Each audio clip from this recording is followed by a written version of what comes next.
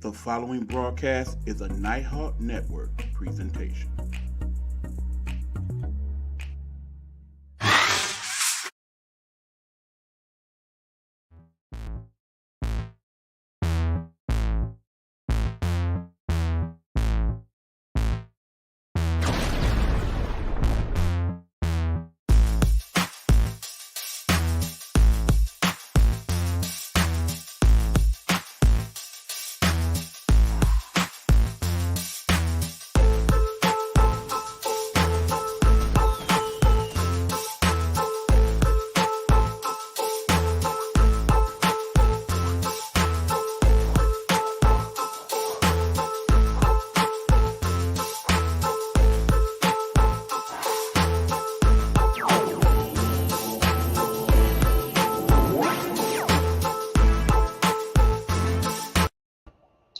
What's going on, y'all? Coming to you live and direct from Detroit, Michigan.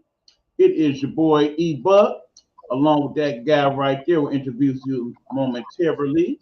But this, of course, y'all, is season 3, opening act of that thing we call Gametime Audible. We are coming to you ready to talk sports and all that good stuff. Let me make sure I get in the frame here. There I go. Hey, me.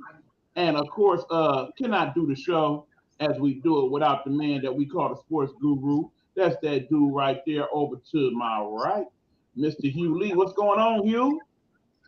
What's good, E, man? How everything going? Man, everything good. You know, we had our hiatus. We've been taking our break and checking out things on the low. But, Lord, I look like we done came back just in time because this week been chock full of sports and all type of other events. So, by all means, we're going to have to get into it. Now, y'all know, as usual, he was here, but I have taken back over the reins of setting up the topics for now. The reason why is because we need Hugh to rest his voice a little bit early on in the show because he got a own little project that he's going to be doing throughout the course of the season. We're going to talk about that a little bit later on. We got people checking in already. Hugh, let's see what they're talking about. Pride Hunter in the building. What up, Sensei? What up, Guru? What up, Pride? Good to hear from you, my brother. Hey, what's up, man? We also got Big Meech checking in. What up, Bigster? What's good, people? What's good, Family in the house for a brief moment, showing some love. We appreciate that, Big Meech. What's going on with you, bro? Most definitely. All right. Well, without further ado, like I said, we got lots to talk about, you. So let's get into it. Yes, sir. First and foremost, we want to talk about the sports story of the day. So I can go ahead and say what I've been saying, sadly, for the last several months about this young lady I'm about to show you. Free Brittany Griner. Free her now. Because as you know, unless you're under a rock today, that is the top story in the nation, period, about Brittany Griner. As we have now found out the verdict from her case over in Russia, she has been sentenced to 9 years in prison for basically having in her possession drug paraphernalia. Basically, she was stopped at the airport, and in her luggage there were vape cartridges that were found. And as a result, they charged her with the crime of having illegal possession of marijuana, which is illegal in Russia. She has told people that it is for medical purposes due to anxiety, primarily from the fact that she's not at home and she misses home and she suffers from anxiety in general. That being said, there was very little leniency at all shown to her in Russia. She was sentenced to 9 of a possible 10 years of imprisonment for having such things, and now we wait to see what happens next. What's your thoughts on it, Hugh? I think it's a bunch of BS, man. Didn't really too much care for that because how did they know just to check her bags like that? Just randomly. I just think that it was motives behind that to keep that woman over there, and it was just sad because we was talking about a little earlier how her and her wife was getting together, and she was kind of half-assed in the way she was carrying herself. Most times she'll go out there and get that money and do what they needed to do. But this year she was a little bit more laxy daisy, and she felt like, man, I didn't really feel like going, and it took like everything in her to get over to Russia and to have that happen, man. It's just like she should have went with her first instincts and figured out what they can do to make ends meet. But it's sad too that we explained and we talked about it so many times on the show that she went through everything she's been through, and her wife, and she should have to go through all that when America is one of the more wealthier countries to where they should respect the ladies of the WNBA and give them more money so they won't have to go overseas and all these different places to play basketball. I mean, bottom line, could they grow a bigger audience with the WNBA? Absolutely. But keep in mind, what's been keeping the WNBA going for a good part of these last 25 years is the fact that the NBA has been backing them up financially. Why can't they just chip in more funds? Throw Yeah, in a couple extra dollars from the TV and things to make it to where they can level out some of these salaries, at least have them make somewhere in the millions or a couple millions. It's ridiculous that you can go to Russia and make basically 10 times what you make in the WNBA, and you are one of the best players in the world, not just in the yeah, WNBA, but the world. absolutely. And now here you are in prison for basically a technicality more than anything else. Understand, Brittany Griner's been playing in Russia for the last 6 years. Some of them same babe cartridges, I'm sure, has been in her luggage in the past. But all of a sudden, now it's an issue when they actually tested her, when they arrested her. It was not even seen in her system. So for all we know, it may have been a few days since she had ingested any of that. But nonetheless, in our country, whether she was in one of the states where it's legal or it's not, she would not be in jail right now. She would not even probably done more than a day or two in jail. She probably would have got a quick little fine, and that would have been it. On to the next thing. But because she is Brittany Griner, because she is, like Misha saying here, a casualty of war, because of the whole conflict Yes, with the sir. Ukraine, and they mad about that, because of the fact that she is probably LGBTQ and a person of color, they are not turning to this the way that they would anybody else. We've said this in the past on the show. Let this have been Tom Brady or LeBron James or somebody along them lines. They probably would have kept them 2 days.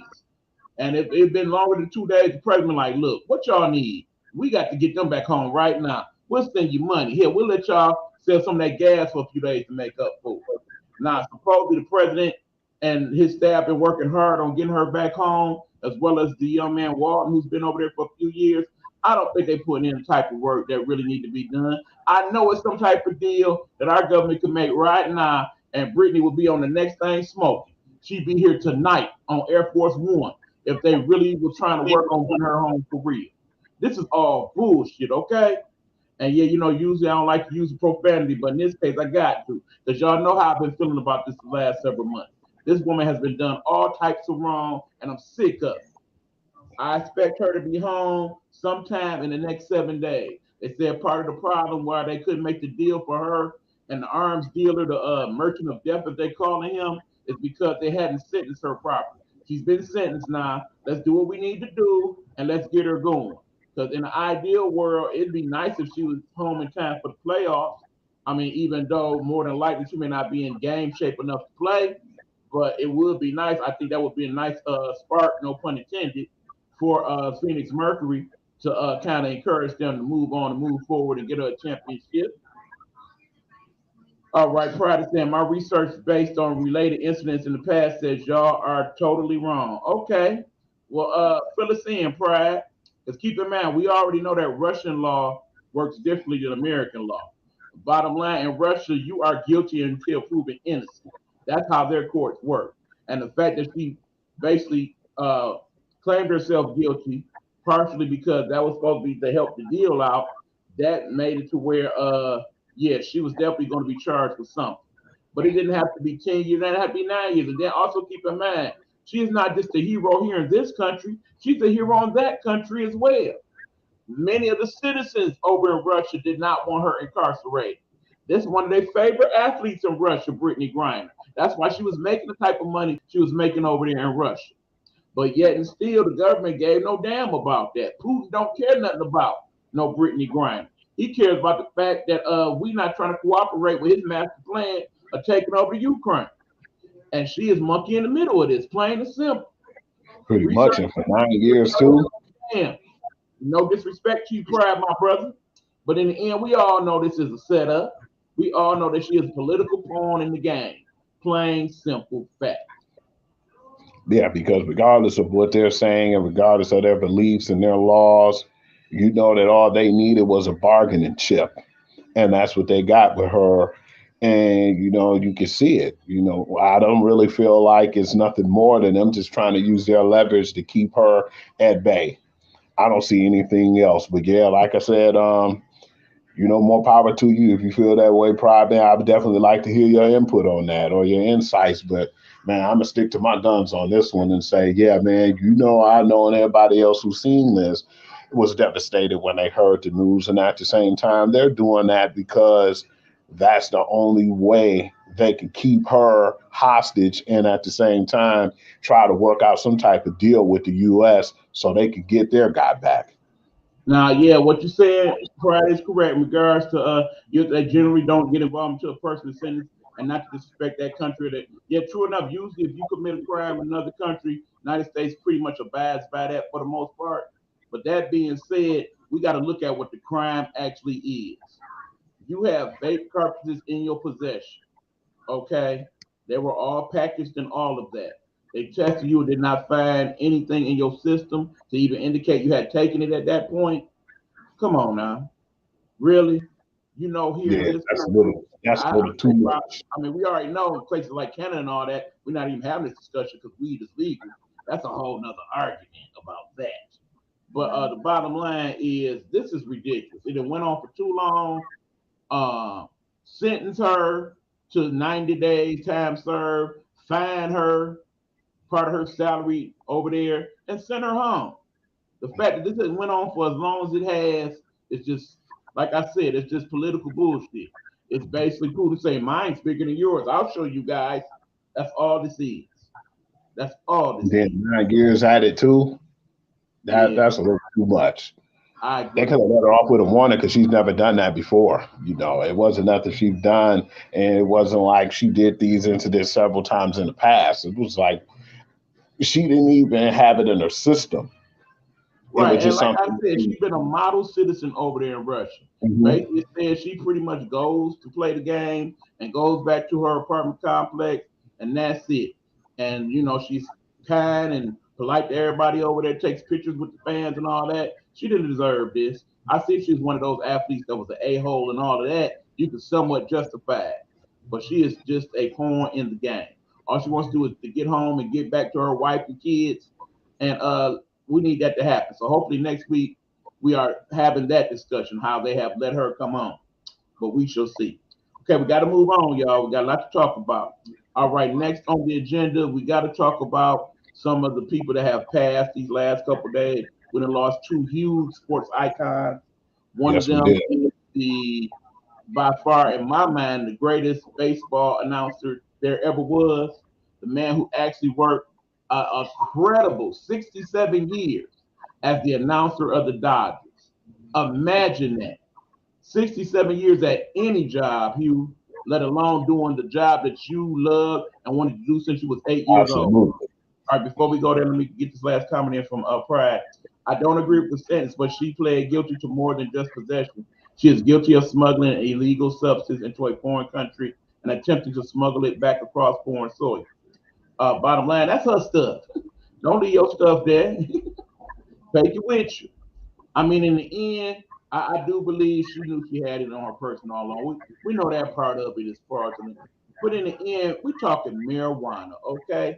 And I understand it is categorized as a drug even here in this country, but for any of us who have used marijuana and not abused marijuana, that is not nothing you teach somebody in jail for 9 years, okay? In any country. Like I see if she was selling it, I see if she was distributing it to other people. Okay, then we might have an argument. But just for you having it to use for a medical reason, a documented medical reason, I might add, that she had documented by both American and Russian doctors. Come on, man. That's just doing too much. Yeah, we can move on because that's just it's a joke Yeah, to me. like I said, we're going to agree to disagree on that with pride. But Yeah, you know, you absolutely. kind of got to think about WNBA anyway, bro. Let's be honest. You know that ain't necessarily your thing. But we're trying to get you there, Pride. We're trying to get you there. Anyway, look, back to Vince Scully. Man, now you know me and the guru here, we are definitely baseball aficionado, people who love the game. If you are a person who love the game, it's kind of hard not to have a special place in your heart for Vince Scully, one of the best radio broadcasters ever. Not just baseball, just ever. Because remember, he not only did baseball, he also did things with the NFL. For a time before there was Madden and Summerall, there was Scully and Summerall. And at one point, they even considered having Scully and Madden work together. But of course, Scully's first love was baseball, and they couldn't convince him to go over. Just imagine what that would have been like, particularly on the Madden game, if you had Scully and Madden calling. Incredible, right? Man, that'd even been more powerful than we can even imagine right now. I would like to see that happen, but everything happened for a reason. And Vince Scully, passion, like you said, was baseball, and just the memorable games he called Kirk Gibson in the World Series in '88, and just Yeah, man and from actually, I'm glad you brought that up, Hugh. We actually have queued up here that famous home run call from Ben Scully. Let's check it out right quick. But the game right now is at the plate. High fly ball into right field. She is gone!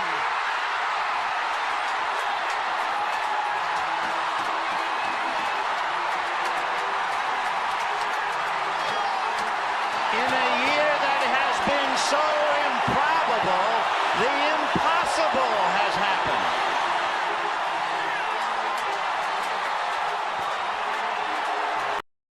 Man, Hugh, that brings back so many good memories. I mean, one, Kirk Gibson was one of my favorite baseball players ever. Two, the fact that it was 1988, the year I graduated high school. So, of course, that had a special, and I swear, in terms of sports, that was one of the best years in sports, period, 1988. So many great things happened, and that was just one of them. And to have that call by the great Vin Scully, that every time I see that, I just get a little chill, you know? Yeah, that was an awesome moment. Just him and his voice alone in baseball, like you said, was one of the best voices in anything, man. Period. He one of the best broadcasters ever. So yeah, Shout it's out to the definitely cuz checking into the show. What's going on, Jules? Thanks for checking us out. how We you doing. Yeah, it's just a heart blow. I mean, it's like it's heartbreaking because it happened and then it was like a trickle down effect. It was so many like things that happened around that time too. So yeah, only thing I could say was, man, he was the voice of baseball, man, and it was cool to see Yasiel Puig, who hasn't been there for a while, talk too, because he was saying he gave him his name and he always was showing him love, gave him hugs and welcomed him open arms when he came to the Dodgers. And he said, I know y'all shedding tears and y'all sad and y'all mourning right now, man. The worst thing that could happen is me being where I'm at right now and I'm not being able to be over there with you guys and, kind of kick it and reminisce and, and just be there with you guys and, the people who was mourning his death. So, yeah, he impacts so many players and people in general. Right. I just feel like I've been so blessed, Hugh, because I've been alive when some of the greatest to ever do anything have been alive and doing it. I mean, not just people like Ben Scully. Remember, we had a great broadcaster here in Detroit, the great Ernie Harwell. And I do Yeah. actually remember, as I was thinking about it, there was a game where the Dodgers was playing Tigers, and basically they shared the booth for an inning, so they both called the game at the same time. Imagine two of the best baseball storytellers ever calling an inning between the Dodgers and the Tigers. It was awesome. I tried to find that clip, but I couldn't find it nowhere. But yeah, I mean, just imagine that, Hugh, what that was sounding like. Yeah, I would definitely like to hear that because I know too as well just the fact that the love that we have for Kirk Gibson too because of the fact he was here, with the Detroit Tigers, and it's just a lot of good memories, and I'm just really happy for him, man. And then his little trot around the bases when he was doing his little strut, I thought that was a cool memory, and to I put mean, that's that, basically because he could barely walk at the time. You got to remember yeah, the circumstances. He shouldn't even been playing that game, but he just happened to come in and they figured he'd pinch hit, try to get the runner over or whatever. But when he hit the home run and won the game and pretty much turned the whole tide of the series, that was that. Because remember, that's the only at bat Kirk Gibson even had in that World Series. and to And get a it home run too, man, that's impressive. right. And then, of course, before we move on to the next icon, I want to play a little bit of this. Remember, Vince Scully was also the person that called this famous moment in baseball history. Once again, a standing ovation for Henry Aaron. So the confrontation for the second time. Aaron walked in the second inning. He means the tying run at the plate now. So we'll see what Downing does. Al at the belt, delivers, and he's low. Ball one. And that just adds to the pressure. The crowd booing. Downing has to ignore the sound effects and stay a professional and pitch his game.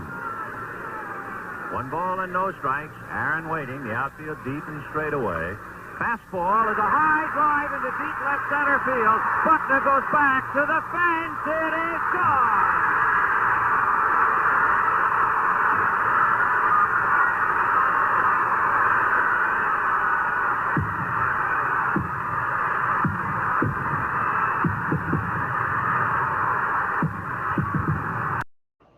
Now, of course, that, along with the Kirk Gibson home run, has been named one of the top moments in the history of the game ever. And it just so happened that night, that's when they were playing the Dodgers. So the great Vince Scully was there to call it. And it's like, man, just think about all the stories that he's taken with him to the great heavens. He basically was there when Sandy Koufax was there, pitched his perfect game. He was there when Jackie Robinson and them won their first championship. He was the broadcaster when they left Brooklyn to go to LA. It's just Yeah, so much. that's a lot of history, man, from 1950 to 2016. Absolutely. Man, I could Of even course, imagine being at a job like that and still having love and passion for it. right. And of course, that's just one of the great icons we lost this week. Unfortunately, we lost another great a little bit earlier this week, the great Bill Russell. We got a little clip about that one too, y'all. Here we go. There isn't anyone here that has had as much fun as I've had in my life. One of my dad's favorite quotes is saying, when he passes away, he's not really sure about heaven. Heaven actually could be a step down for him because for him, heaven was playing for the Boston Celtics. On the cut now to Russell, he's in there. A fall away is good. Underneath, Russell steals the ball. He lays it up, is blocked by Russell. Russell, what a play by Bill Russell! If winning really is the only thing, Bill Russell stands alone at the pinnacle of American team sports. The epitome of any sports person is to have a chance to play against the best. And the Boston Celtics were the best and greatest sports franchise of all times. And Bill was the hub of that greatness. No one, not Mantle, not Starr, not Jordan, won as often as Russell. He was the ultimate winner, which by some definitions made him the ultimate athlete. He made shot blocking an art. He was so outstanding and proved that quickness and finesse and brains was a match for brawn. Russell's brain power was the key to his success. Intellectually curious and fully engaged in the political upheavals of the civil rights era, he was a new kind of sports superstar. His consciousness wasn't confined to the dimensions of the arena. Bill had such integrity in terms of his commitment to what he was doing. His position was always, I'm a total human being, I'm a man who, among other things, plays a great game of basketball. everybody talks about Muhammad Ali, and Bill Russell belongs right there in the inner sanctum of great black athletes in this country who are. Yes, that's the great Bill Russell. Man, people just don't realize what effect that man had not only on the game of basketball, but just in the civil rights movement and life in general. Okay. One of the proudest moments that I have seen was when he got the Medal of Freedom from Barack Obama, who was the first black president. You know what I'm saying? But then I do recall that when Jesse Jackson was running for president, he was a key person in his campaign as well. I mean, just think about it. You, Bill Russell, you done dealt with all type of racism over the years.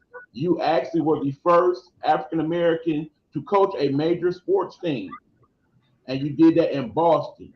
That at the time was known for being highly racist in terms of that. I mean, remember at one point in time they broke in this man's house, stole all his rings, broke all his trophies and whatnot, and this was why he was the icon of Boston Celtics. Lord. So, for him to endure all that and to basically still do all the things he did, he was a fixture not only in Boston after his playing days, he was a mentor to many players, including Michael Jordan and Kobe Bryant and such. It's just a tremendous loss. What do you think, you? Yeah, I was devastated to hear that, man. One of my buddies, after the news came out, gave me a text, and he was just really like shocked to hear that it's so. And that's when I post on my Facebook page. He was the GOAT before saying the GOAT was cool. With the titles he won and just him and just his blueprint in basketball, that'll never be duplicated, man. 11 titles, and just for him to No, remember that's 11 titles as a player, and then 2 more as a coach. yeah. Nobody's ever breaking that. And then you turn around and you name the NBA Finals MVP after him too as well, man. It's just he left so many marks on the sport. And like you said, a civil rights activist and just a good man all around. And yeah, it was just sad, man, because we lost him to I don't even think it was 24 hours apart. It was basically less than 48, and then of course, we bring up Michelle Nichols, the one of the first black actresses on a major television show, and the first person to do an interracial kiss on on broadcast television. So we lost her as well this week. But it's just crazy that, particularly since it seemed like during the time of COVID, we done lost some of our greatest icons. Not just the great ones in particular, but you think about music and Bill Withers, and you think about acting and all of that. It's a lot in terms of that, and it's it just get hard, especially when they all just kind of pass back to back like that. It's like all your childhood memories is fading away. Yeah, absolutely. But yeah, Absolutely. basically we definitely want to give these guys their flowers. I'm glad they actually got their flowers while they was here. Keep in mind, both of them Amen. died the way we all would like to die, of old age in our sleep. So, I'm thankful for that it wasn't nothing crazy like COVID that took them out, or nothing like a heart attack, or Lord knows, nothing like no gun violence. They Yeah. actually had to kind of live their full life and then pass away in that way. So that made me feel a little bit better about it. Yeah, that they died so gracefully. Exactly. But that being said, we definitely wanted to honor those people. Again, y'all, we just 30 minutes in. There's a lot more to talk about. So everybody take a deep breath. We're going to grab some water, because keep in mind, in most of the country, it is so hot. Please make sure y'all stay hydrated. So, all right, we doing that now. And now, what did I have on the list next, Hugh? The LIV tour. Yeah, we definitely got to talk about these guys here. Now, I know it's not a lot of big golf fans in the network, but for those of you who are, I know you've been hearing about this particular league. And in fact, that's the LIV Golf Tour here. But also, we have been hearing rumblings throughout. Seems like every week they're interviewing one of the big golfers and, asking why you went to the tour or why you didn't go to the tour. We done found out Tiger Woods turned down damn near $1 billion. Yeah.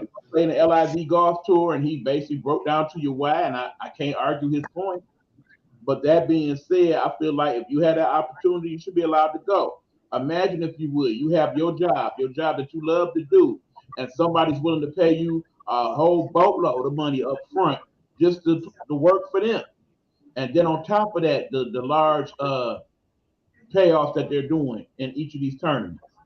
I don't see why these people are being villainized for that. I understand it comes from a place where some of that money is funded by Saudi Arabia and some of the atrocities that they've done there. But all of us countries then did something a little shady if you really look into it. Okay, so then you think of all the companies that funded the PGA. Some of them 1% people, they didn't get some shady dealings in the past. If you dig back through the history, we talk about stuff like a park case and some of the things that they funded back in the day. So I'm really not tripping over that aspect of it. But the thing is, like I said, don't be a liar about it. You went there for the money, own up to it. Say that. They paid me $100 million up front. I got a family support. Hell yeah, I took that money. And here's the thing now. There's a lawsuit that's been filed by Phil Mickelson and several of the LIV golf players because they have been told that, yeah, unless it's one of the majors, you're not allowed to play in the PGA. And also now it's saying that on the other end, the Masters are trying to make it to where, yeah, we don't care if you won the tournament, green jacket, none of that. We don't want you to play in the Masters no more if you're part of LIV golf. So Phil and company trying to put an end to all of it by filing this class action lawsuit. Clearly, they're not doing it for the money because they already got paid already. They're doing it so that it's been done fairly. I mean, what do you think, you? What's your thoughts, man? I think it's crazy because when we talked about that and I seen that article and I read on it, it was like those guys basically they're treating them like they're not even from America. Remember the one part where it said they were Saudi Arabia employees now for the pool. And I said, man, that's crazy. And I don't understand why. And I just felt like, and we talked about that briefly on the past too, that why are they doing that here right now with the PGA and all the tournaments here in America? It's like, are you offended by them getting that Saudi Arabia money and making that money? We understand what happened with them and the wars and the things that we went through with them, but all money ain't clean money. You can act just like what you were saying. A lot of that money they got from the PGA tours and stuff, man, I bet you 100% of that money wasn't clean. Right now, see somebody saying or anywhere in this world is 100% clean. It's like blood money, man. So you look at them because they wanted to go over there and they want to play in that tournament. And now you don't even want them to come back to the U.S. You want to ban them guys from even playing in general because I was hearing that Mickelson got like a 2-year ban or something like that. Yeah, basically they all are presently banned from playing in the PGA Tour unless it's one of the majors. That's why the Rocket thing was the way it was.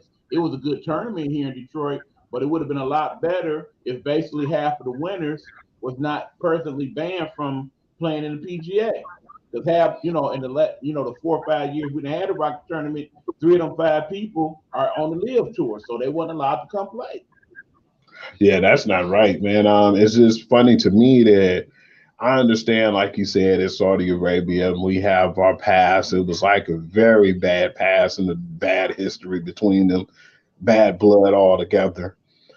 But those gentlemen, man, played in that tour, and you're looking at them now like they're not even American citizens, man. You want to ban them for something that they love, and with that opportunity, man, Mickelson is not a spring chicken, man. Think about it, if me and you were in PGA and we was in the tournaments in America and Saudi Arabia, another country that we might have had bad blood with in the past, said, hey, man, we'll pay you $400 million just to come over here and play with us and play in our tournament. We want to try to make amends and like hash out some of the bad blood between our countries, man. And we want you guys to be like the founding guys over here or the foundation that try to make us get along or make things at peace.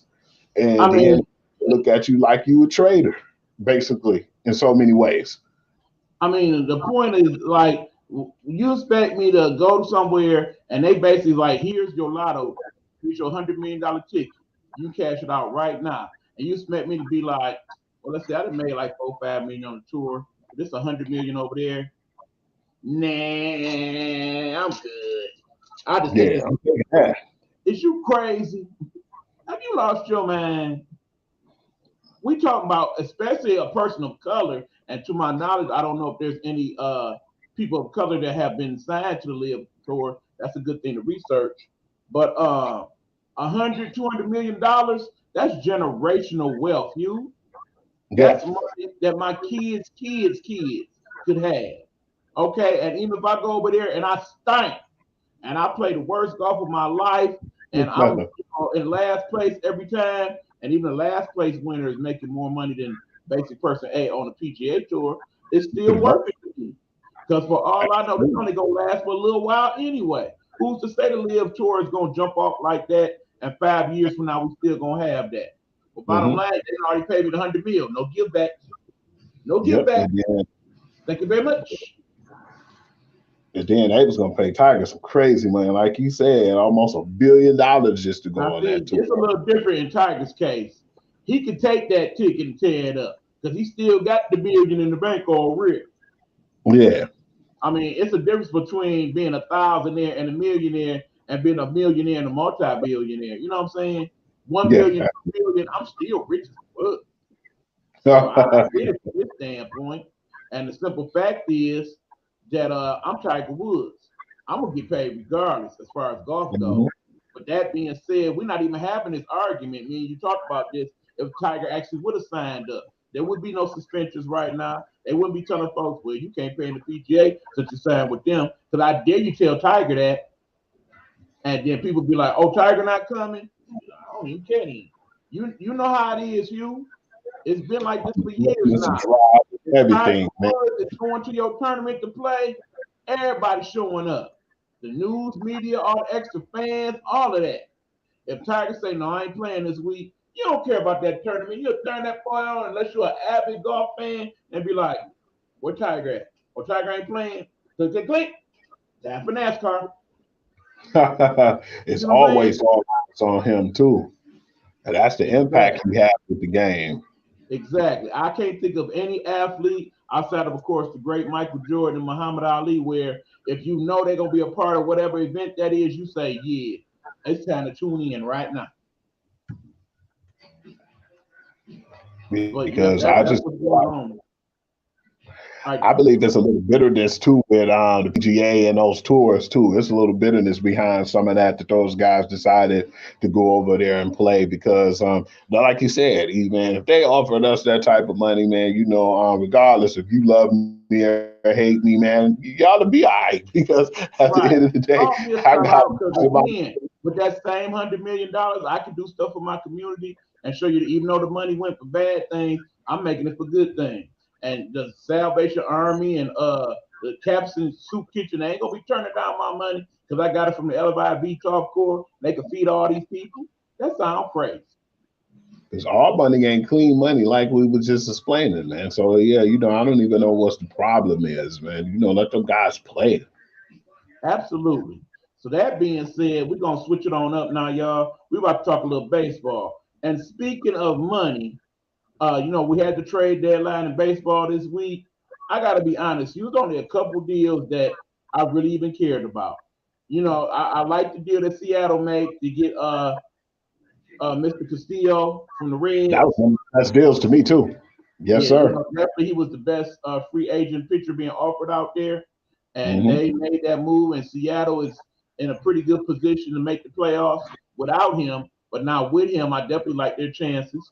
But of course, the big deal and probably one of the biggest deals we didn't ever seen at the trade deadline was involving this young man right here, young 23-year-old Juan Soto, who basically bet on himself by turning down a 15-year, $400 million deal with the Nationals to go elsewhere. And that elsewhere ended up being, of all places, San Diego.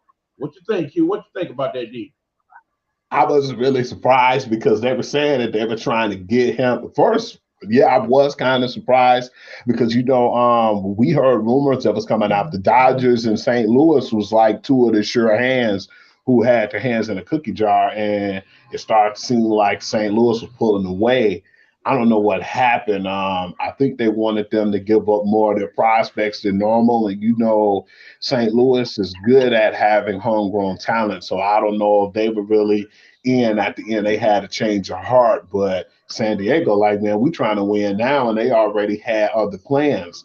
And because that's when I was hearing out there in sports world, not only did they want Juan Soto, but then they wanted Josh Bell. And to get both of those guys, man, that was incredible. And they threw him a boku amount of money, like $440 million, and then they still got Josh Bell. And man, they was involved in that Hater deal too, but unfortunately they didn't get him. So San Diego, they ready to win now. Yeah, it was willing to do what it definitely can go toe to toe now with the Dodgers. I can see that. Right now, understand, they gave up Hosmer. I kind of wanted them to keep him a little bit. He's good in terms of pitch hitting, and he make quality DH and all that. And then, of course, the best prospect they probably gave out of anything that they gave up was C.J. Abrams, who basically can fly. And I basically look at it as like Riley Green, but with not so much power. So, they did get a couple decent things out the trade, but in the end, San Diego got old because they probably got one of the best 5 players in the game. Did you hear too, E, that they ended up, well, right now they trying to get rid of Seth Meyers too. You mean Will Myers? Yeah, Will Myers, my bad. Happens, bro. Trust me. Yeah, they want to get rid of him. So put some respect on his name. But yeah, Will Myers, he basically is the odd man out now. Yeah, they want to get more money on that cap to pay for them guys. Yeah, they trying to pay for those guys. At one point. But they got what they got out of him. Bottom line, you got 3 proven hitters in that lineup. When you throw in Mr. Soto, and of course Tatis Jr. that's coming back from his injury soon. And of course, he'll be back within a week or two. You put that team, be rocking. Right, you put them back behind each other. You got a Profile on that squad, as I recall, and a couple other decent defenders as well. I really like their chances, even against the powerful Dodgers. I like their chances of making the World Series. I was talking to my boy Adrian not so long ago at the job too, and he said something that I laughed at because it was true, and I know you would agree. San Diego, after Tony Gwynn, been so bad for so long that they had money to spend because nobody wanted to go there for a long time. Well, it's not so much they didn't want to go there; they didn't want to play there. People love San Diego. In terms of if you look at places to live in the country, they are always on that top 10 list. If I was going to live anywhere else, that's definitely in my top 3. It's just California's so expensive, But San Diego is beautiful all time to eat. Crummy baseball city, man. That's what I've been, unfortunately. And now, man, that's the place to be right now because, like you said, they want to try to go toe-to-toe with the Dodgers. And, man, I think they done bought their ticket. Even if it's not this year, they're breathing down their throats. And when they made some of those moves with the Manny Machados or then bringing Tatis in, to play and, the talent around them, the Will Meyer, they had enough talent to go with them. But then I feel like when you get a guy like a Juan Soto and you get Josh Bell and their bats and what they can do in the lineup, man, it's going to be dangerous. They're going to surprise teams. You don't have to hurry up and sign that dude either. You still got him for this year, next year, and the following year under contract before you have to do the extension. So in the event that he get there and it don't quite work out, you got him rented for a couple of years and take you a chance on winning with him. Or if everything goes great, then you go ahead and sign him to the long-term deal. Me, myself, I don't see anybody signing for more than 10 years from now on. That's my personal. It just ain't smart. You got to take a page out of the NBA book. Get that back, 5 to 7 year deal. Still be young enough in your early 30s to sign another big deal, and you make all your money that way. I'm thinking it's going to be more or less like 7-year deals with a 6 year. You can opt out. Right. And keep in mind, for all that did happen during the trade deadline, I'm very surprised that this deal didn't get made for Shohei Ohtani, because it was said that the Yankees they was ready to do some things to make that happen. And don't be surprised if perhaps after the end of the season that still might happen. Because we could basically tell they're trying to go all out and rebuild. They're definitely in a rebuild stage. They got rid of their closer, which was one of the best closers in the game. They got rid of their outfielders, and they got rid of a few pieces, to where I said, well, I'm surprised when they got rid of those pieces there at the last minute. They had to change their heart and said, we're not even going to have any negotiations to talk about anything that has to do with Shohei Ohtani. The deal is off. And I was thinking, man, they could get some pretty good prospects if they would have got him on another team and try to see what they can do and brush the tires off with Mike Trout, who's been pretty injury prone the last 2 to 3 years. They could definitely make a hell of a lineup. He's been relatively healthy this year, but he's not showing you the type of power numbers that you've been expecting from him. So keep in mind we didn't see those 3 big deals jump off. But San Diego is working out pretty good with Manny Machado. But in terms of basically Mike Trout and Bryce Harper, not so much. Yeah, because Bryce was injured and he'll be back, but then Philly's not looking like no. Yeah, exactly. They don't look like no competitors. Oh yeah. Speaking of that too, E, I wanted to slide this in, man. They got rid of a few players too, man, before we went on the air, man. Philly ended up getting rid of Didi Gregoria. They just outright released him. And Boston did the same thing with Jackie Bradley Jr. as well. Okay, now that's real interesting. Now keep in mind, Bradley Jr. will be on somebody's squad before the end of the week. Ain't no doubt about that in my mind. Because granted, he ain't been well. And keep in mind, they do play in Fenway Park, D Hitters Ballpark, but he's still an excellent outfielder. One of the best. So I'm definitely to see somebody signing him, at least from defensive. I mean, perhaps a team like Minnesota where you got Byron Buxton, but he's been kind of shaky with that knee all year. And your concern is that he played the outfield one time too many, get that ACL, and here we go with Buxton again. So, yeah, I could definitely see them signing somebody like Bradley. But in terms of Didi Gregorius, he had that one really, really good season with the Yankees, and it ain't really been quite the same since. Remember, he was supposed to be the next coming of Jeter, and now here's where he is, where he ain't even good enough to be on a team and designate him for assignment. That's crazy. Man, I at least thought he was gonna knock on the door of somebody like Alfonso Soriano, but nah, I can't say that. He's not even close. Like you said, he had that really one good solid year with the Yankees.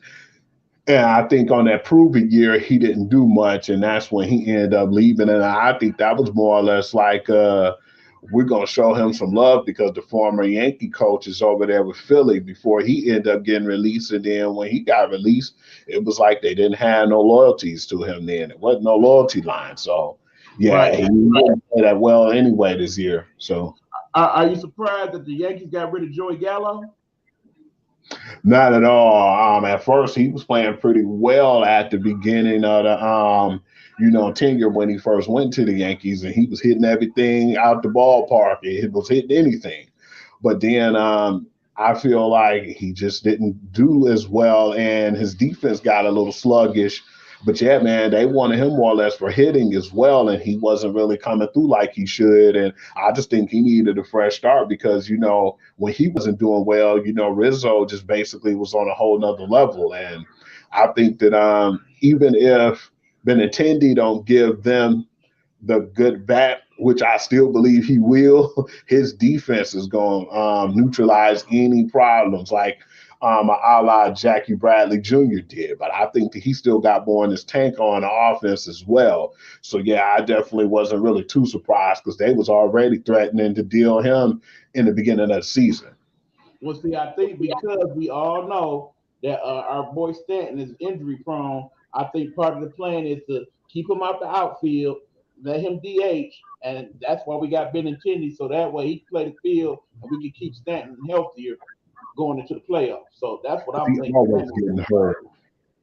Yeah, because when he hurt, I said, damn, he hurt again. He just got back not that long ago. So that'll help out, man. Get him off some games and get his bat in the lineup because his bat is dangerous. We seen them boys when they came here, man. It's probably one of the coldest games I ever went to in my life.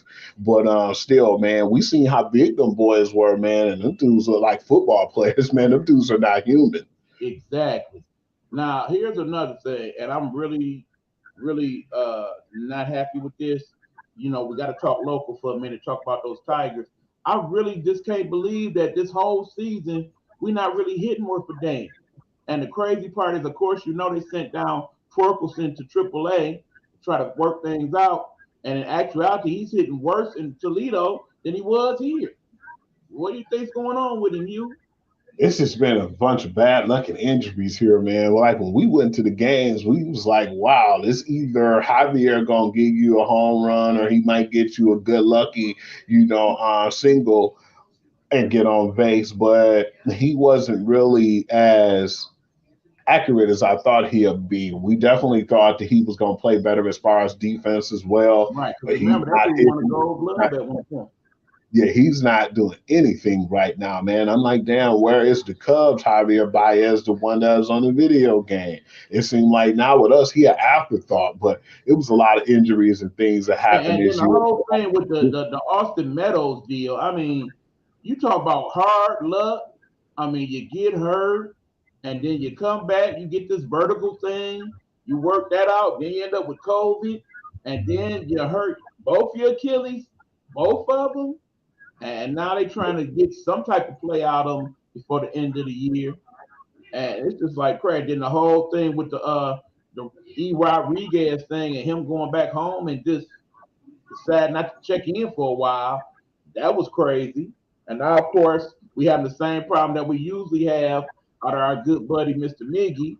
He's starting to have some injury problems now. So, I mean, it looked like from where we sitting, Hugh, we about to rebuild the Tigers all over again. Yeah, and I think when we rebuild them this time, we need to get rid of Avila.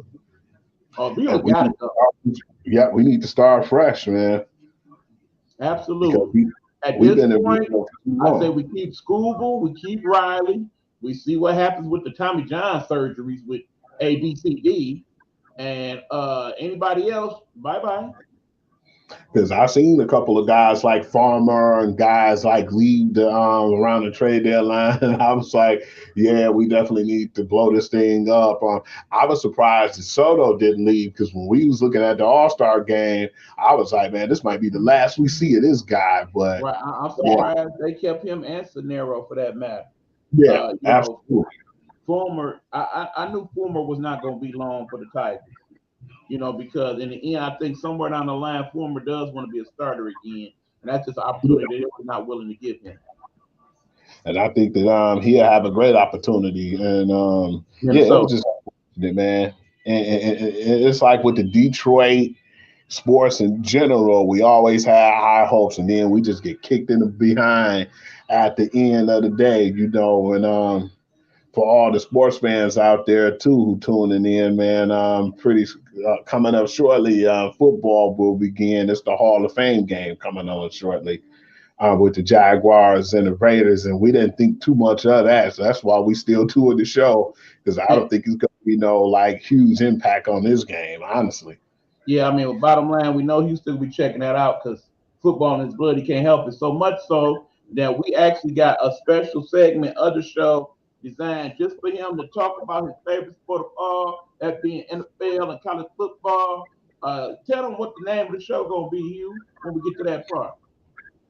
Man, it's going to be the Guru Football Session, and we're going to get to class, and we're going to break down a lot of stuff one-on-one when it comes to the guys, man. I definitely can't wait till college get back so we can start talking about those games and breaking them down. And right now, I got my fingers crossed because I'm still a little greedy, man. People still be like, yeah, Hugh, man, you love the evil empire with your Alabama, family and all, but it is what it is. I really hope the Notre Dame factory. That go without saying. I hope the Notre Dame kid decide to come over there with us and have a change of heart. But all in all, I'm not really worried because I still feel like we in good shape. But yeah, man, I want to talk about college and NFL, and I'm just really excited to talk about it. Right. And Right. of Not course, to say what's going on in these I'm training not camp. gonna let us get away with the show without checking in on my girls in the WNBA. So when we had this little commercial coming up next, when we come back, we got to talk that. But before we go there, we're going to have a sad little discussion about this young lady right here. Oh, For you absolutely. that's keeping up in the world of sports, you pretty much know what went on with her. But yeah, we're definitely going to talk about it when we get back. I'm very disappointed. But we'll get Yeah, into it. We'll get into it after these fine words from the people of the Nighthawk Network. We're not asking for your permission. We're not seeking your approval. We're claiming what's ours in the name of our ancestors. We are their answered prayers. This is more than a movement. This is a revolution. Black innocence. What are yours today?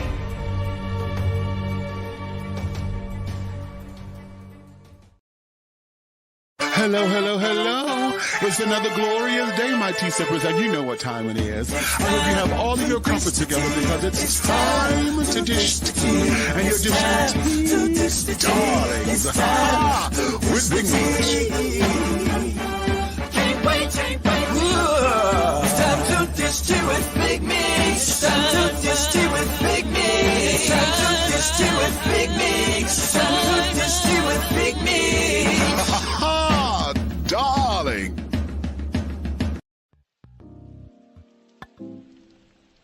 The views and or opinions expressed here on Gametime Audible is that of the host and or guests, and does not necessarily reflect those of the Nighthawk Network or its affiliates. Viewer and listening discretion is advised.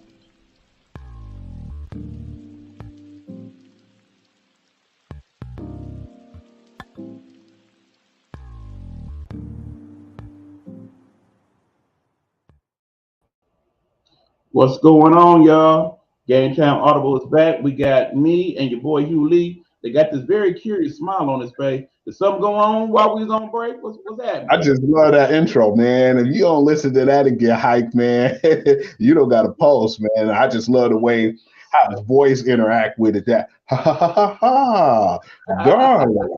It sounds so real, man. But yeah, that get me hype every time I hear it, bro. Right. I love that. The Big Meat theme song he's talking about for Issue with Big Meats that was actually made by solo recording artist and Grammy Award winner Tony Terry. So you actually can look it up on YouTube and you'll find it. But nonetheless, before we actually go on to the WNBA and to talk about Paige Beckers, we might as well talk about the NBA right quick because in the end, we go into just a few things. Truthfully, the last few weeks, all the talking heads, all your Stephen A. Smiths, and well, not necessarily Stephen A. because he's been on vacation, but the people that's been in his place, Shannon and Skip, they've been talking about it. Jim Rohn, all the talking heads. The primary thing they've been talking about when it comes to NBA is the 4 trade possibilities. So I'm gonna just have Hugh chime in on them quickly. First of all, everybody's favorite problem child, Kyrie Irving. Is they trading this dude or not? Man, I'm not even sure because it goes without saying. If Kyrie go to LA like everybody was saying he was, then Russ gonna have to move too, and that's the other piece of the puzzle. And yeah, I'm just interested in seeing what's going to happen. I'm not really sure if Russ really wants to be there now, but I know for sure Kyrie wants to get out of what's going on with Brooklyn. And I think KD wants to get out with Brooklyn, but I don't think nobody's going to give up that king's ransom to get him right now. Right. Basically, they say the going rate is what Utah got for Rudy Gobert and then some when it comes to that dude KD. But keep in mind, KD almost 34 years old. I don't know if you want to give up that. I mean, keep in mind, we talk about baseball and Juan Soto. He is all at 23. He still got his whole career ahead of him. And you see what type of play you getting out of him. After all, remember that dude's already a World Series champion at 23. But KD, he ain't won no championships outside of Golden State. And we all know that they say Golden State won because of KD, and KD won because of Golden State. So the thing unless you trade him back to Golden State, and apparently that's still on the board somewhere. Yeah, I'm hearing that room still. I think when all is said and done, Kyrie going somewhere. The Nets gonna keep KD and try to convince him to stay. If that don't work by a trade deadline, then they'll work something out. Meanwhile, we know about the whole Mitchell deal with Utah and New York. I basically Danny Ainge over there playing games now in Utah because ain't nobody gonna give him what the Knicks gonna give him. So he might as well go ahead and make that trade now and quit playing because by the time the season starts, that dude is not gonna play for this new coach in Utah. It's gonna be a problem. No, he already was having to change of heart when he found out the coach wasn't going to be there no more. So I just feel like when Snyder left, and that was the end of his career, and they already made it known that they were looking outside of having that same squad together when Rudy Gobert was on the table. Now that the Mitchell's on the table, they need to take that deal from New York because, like you said, I don't think nobody else can really give up that type of ransom for him. So right. I think that's the best deal possible. So Danny Ainge usually good at making deals like that and, getting pieces. And I don't think he's going to be able to get more than what they're offering right now. So I think he'll have to make a decision and make it soon. But yeah, right. I feel the bottom line is Utah without all that and a strong West, they're not going nobody's playoff with what they got right now. Meanwhile, if they don't get Donovan Mitchell with what they have right now in a not so strong East, they still might make it to the play-in round at least with what they got without him. So you add him, you probably trade some of your bases. You probably still gonna keep R.J. Barrett. You probably still gonna keep the center. His name escapes me at the moment. You definitely gonna keep Brunson, so you got that as a squad. You looking at something pretty good. You probably gonna trade Obi Toppin and Quigley and a couple other folks plus all them draft picks. Hey, go for it. Yeah, because to have him on that team, man, Donovan Mitchell, Bronson, and having Julius Randle and R.J. Barrett, and man, that actually would be a pretty decent team to watch, man. They already were improving when people didn't feel like people wanted to go to New York, but if you go to New York and have those pieces already over there, I think that they'll make a pretty good splash. I think they'll be playoff worthy. I don't know, maybe the first round, maybe they'll slide into the second, but I don't really see anything further than that. But I still don't feel like Utah do anything. Even if they did go to the playoffs, they'll be a one and done, even when they had Rudy Gobert and Donovan Mitchell. So I think they definitely need to make a deal over there.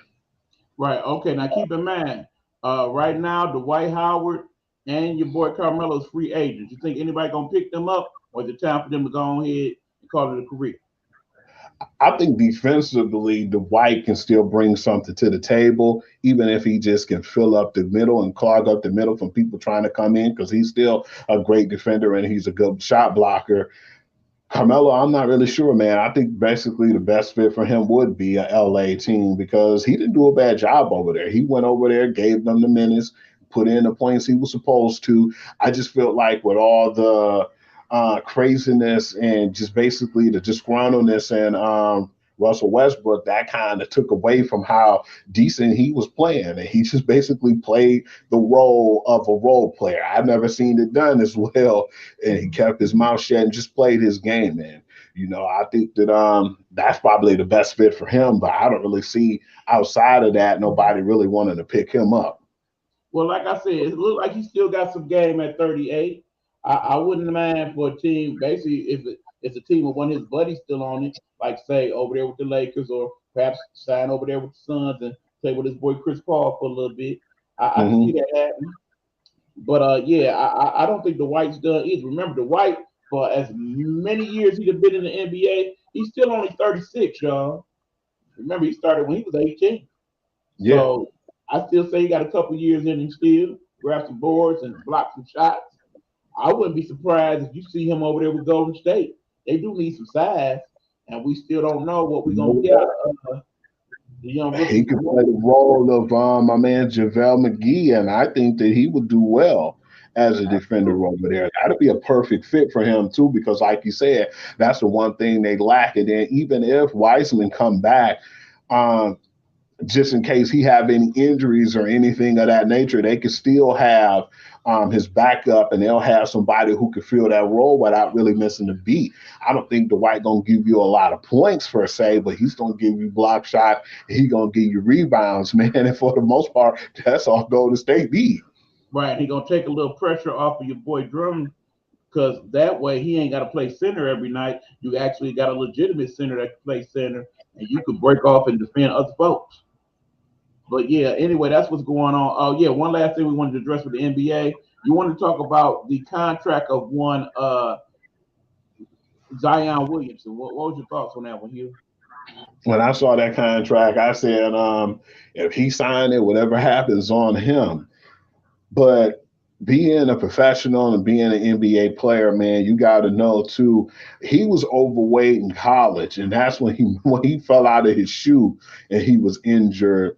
I felt like that he was going to do better in the NBA, and he was going to lose some of that weight. But it's like he's still having the weight problem. But I'm not really putting it all on him, not putting in the effort, man. I mean, the dude has been injured, but I feel like he will learn from these injuries, and he'll try to get underweight, because the more weight he got and trying to play the style of game and basketball he play, he's going to constantly be injured. Definitely on his foot, that's going to put more pressure on it. So I'm just definitely hoping this man do well and he don't get to the point where he get past that 295, because they said if he do, they're going to start deducting money from his deal. I think it's crazy. I wouldn't have wanted to sign nothing like that, but he's going to have to buy in now. This is like a what have you done for me lately type of deal. So he's going to have to put up or either shut up, man, because I still feel he's not the first NBA player to have a weight clause in his contract. People like and we can go as far as Moses Malone back in the day. There was an issue with him and his weight. Charles Barkley. There were concerns in the early years in Philly. Of course, Oliver Miller, Big Baby Davis, people like that, they had weight issues in the NBA. Especially Oliver Miller. Yeah. So, I understand. I mean, they invested a lot of money in this guy.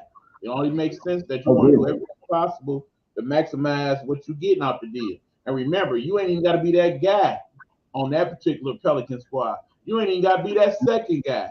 Hell, you really don't even have to be the third option. You got all three of them all set up. You just basically got to play your position.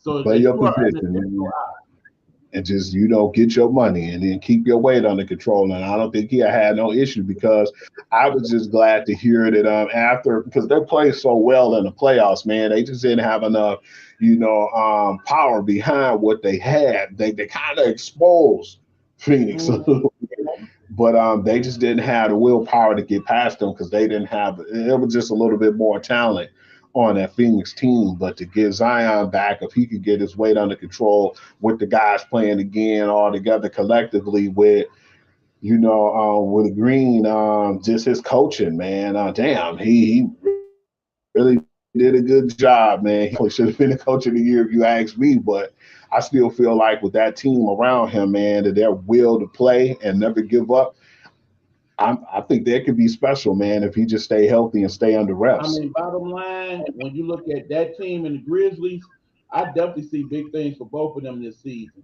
So they both set up to do some great stuff. Would not be surprised if one of those two teams end up being the number one seed in the West East, if everything falls right and they don't have injury issues, particularly the Grizzlies and Ja Morant. But anyway, that's our NBA part of it. We're gonna knock this up to NBA. But before we do that, we gotta unfortunately talk about this situation with the young lady known as Paige Beckers, Mrs. Buckets.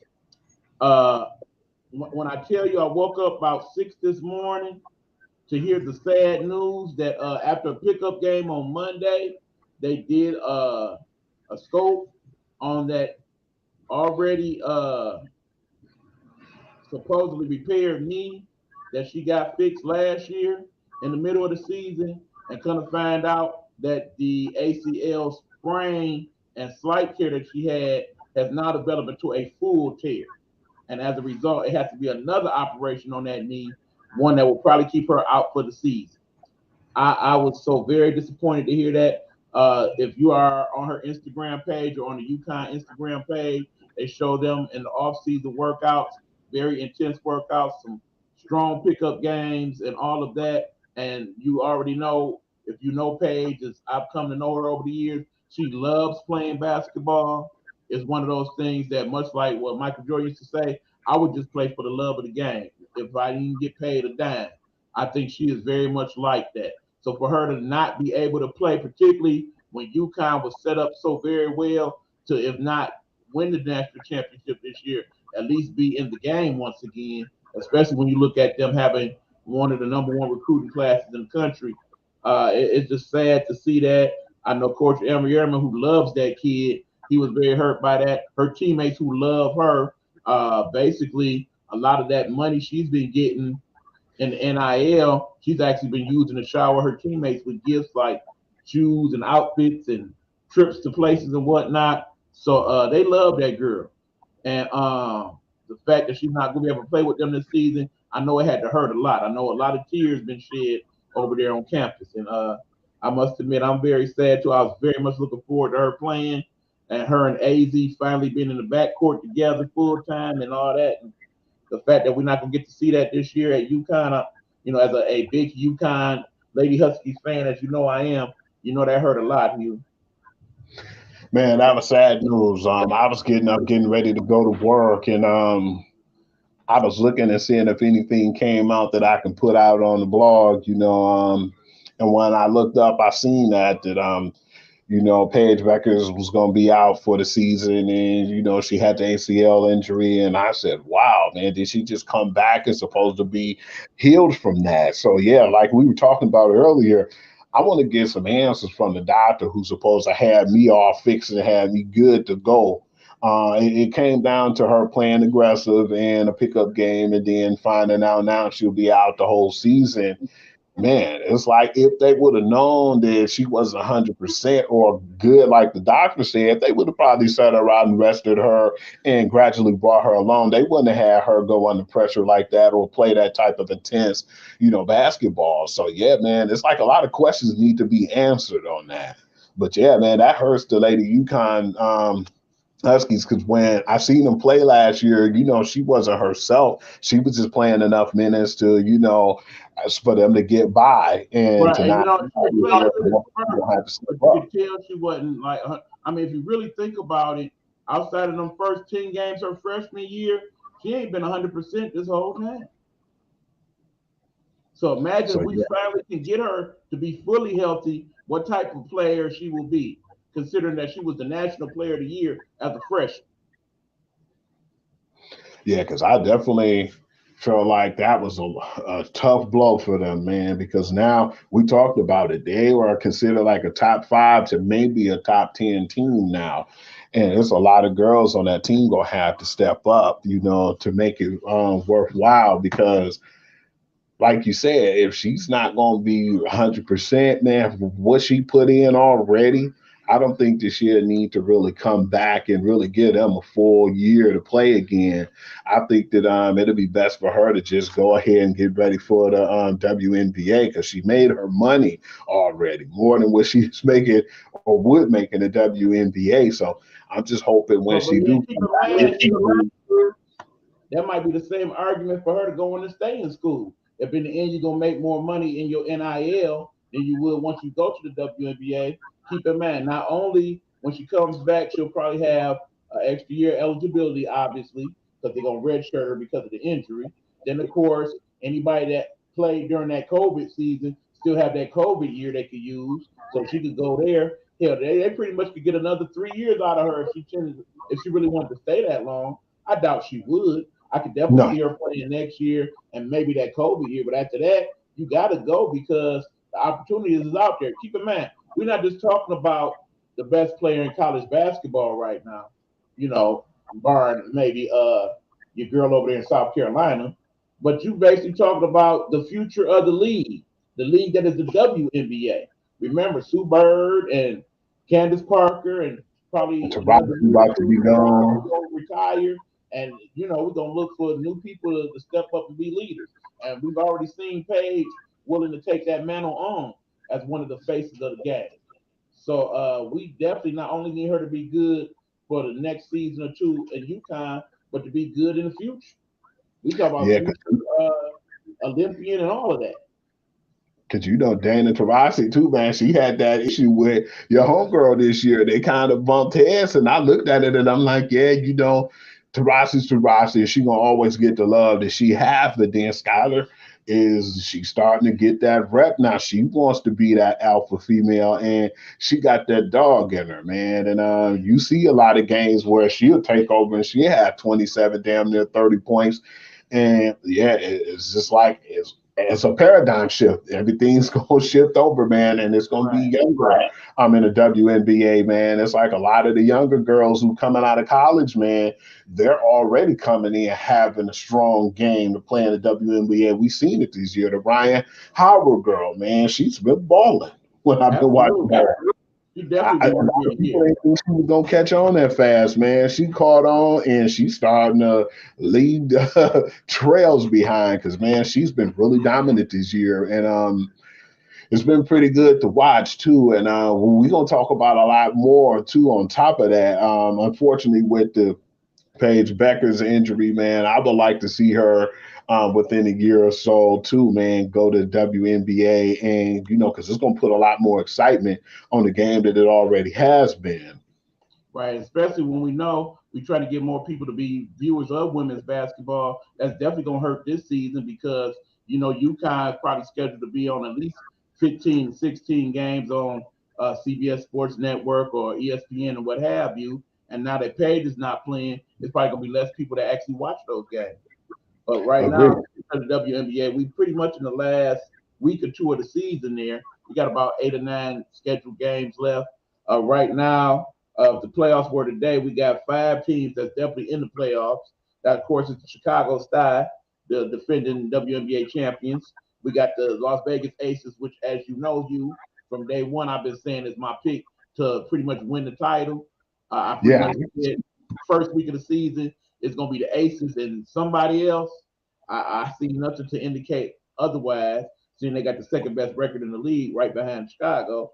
You got Connecticut Sun third, Seattle Storm, of course, with Breanna Stewart, basically one, if not the best player in the league right now, and fourth, and Washington Mystics with fifth, with Deladon, even though been kind of hurt and had some COVID issues, still doing a pretty good job over there with them. So I'm definitely looking forward to the playoffs.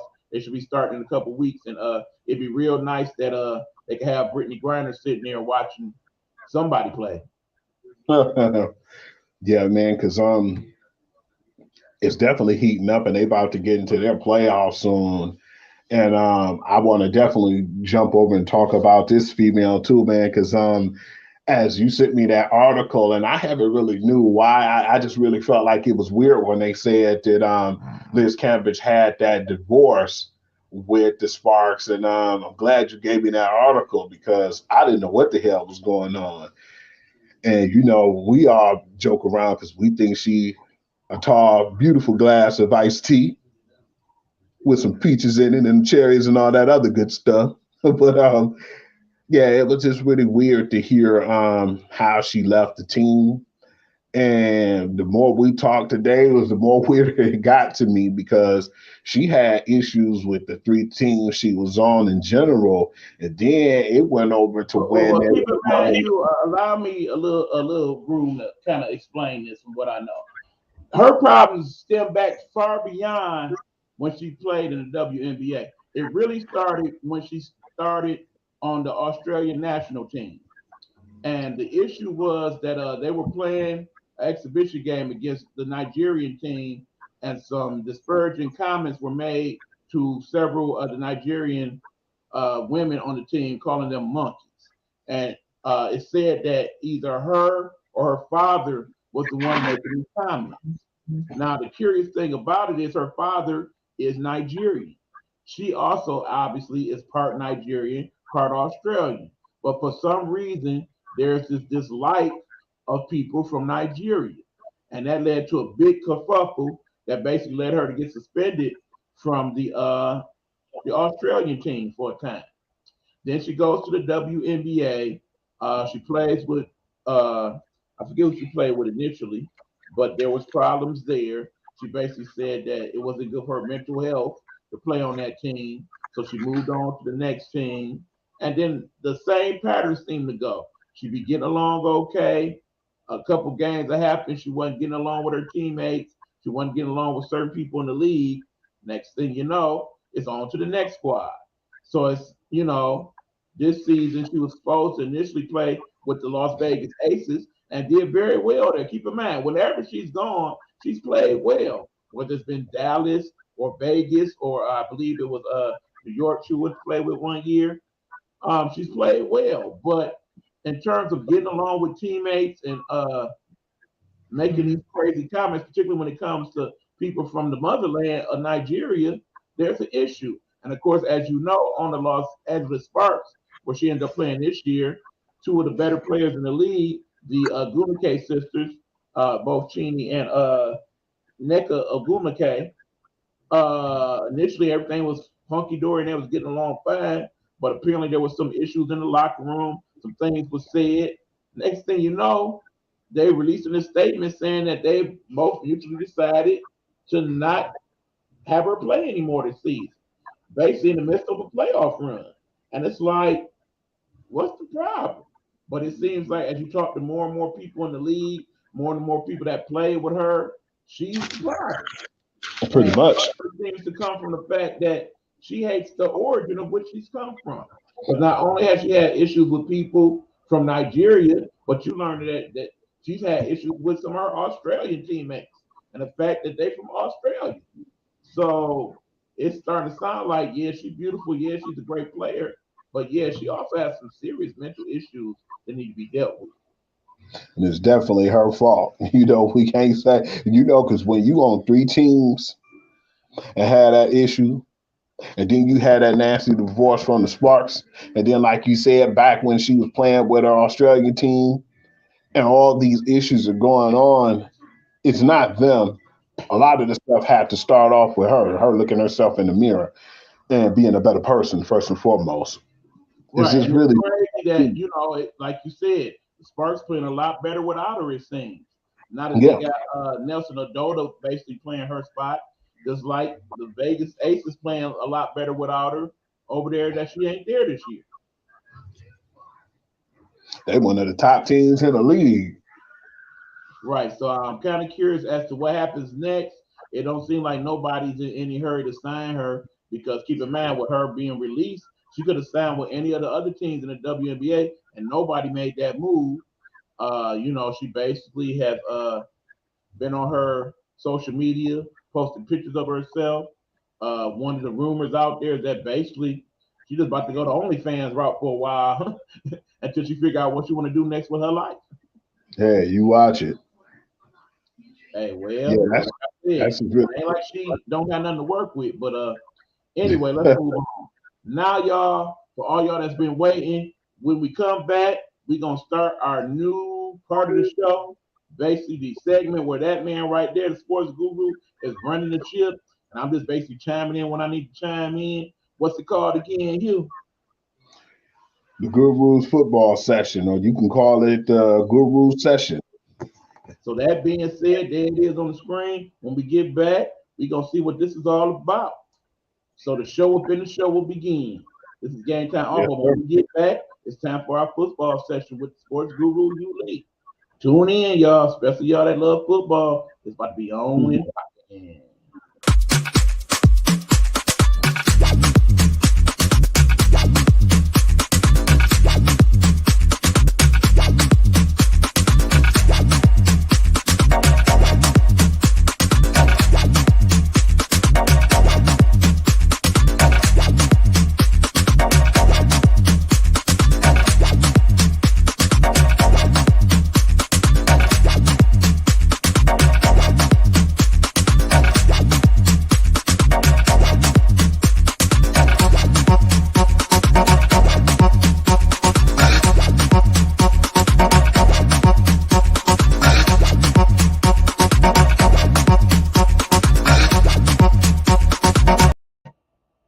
All right, y'all, we are back. Game Time Audible. And without further ado, let me do this right here and switch the screen for y'all because that man now is running the show. without further ado, I give you the inaugural part of this show, known as the Guru's Football Session, the man with the master plan, the football aficionado himself, Hugh Lee. The floor is yours, sir. What you got? All right, let the session begin, man. I want to start off with the two contracts that we saw just recently. One of them was kind of weird as far as the writing, and I want to talk about it. We're going to discuss that as well. The new Kyler Murray contract that he received. It was just as it was close to or around like the same amount as my homeboy's contract. We're gonna talk about him too as well, Deshaun Watson, but the guaranteed money wasn't there. It was like 140 million guaranteed, if I'm not mistaken. And then when we saw the contract, I said that was pretty good. About time they got something done because we've heard so much about him and his maturity level, and we felt like that was gonna be a problem. But I'm not going to get into how every time it seems like when black quarterbacks or when black players in general need their contracts or get an extension, there's always an issue. But in this case, they said it was a clause in his contract that they took out, and it was more or less saying that he needs to study 4 more hours a week of film sessions and to basically break down defenses and knowing what the play is and to basically be prepared better because they felt like he was playing too much school ball. How do you feel about that with the whole contract situation? It was BS. We all know. I mean, think about it. At one point last season, was not the Arizona Cardinals 10-0 with the best record in football? You mean to tell me that he managed to do that without doing no type of real study? That all that was just him scrambling around like he was in the playground, making plays with his feet and his arms? No way. I would say if you look at the Baltimore Ravens, perhaps it seemed like that your boy doing that more so over there than he is in Arizona. You definitely see where he is following the offense. If anything, the problem is that the head coach has a problem with how he's running this air raid offense of his.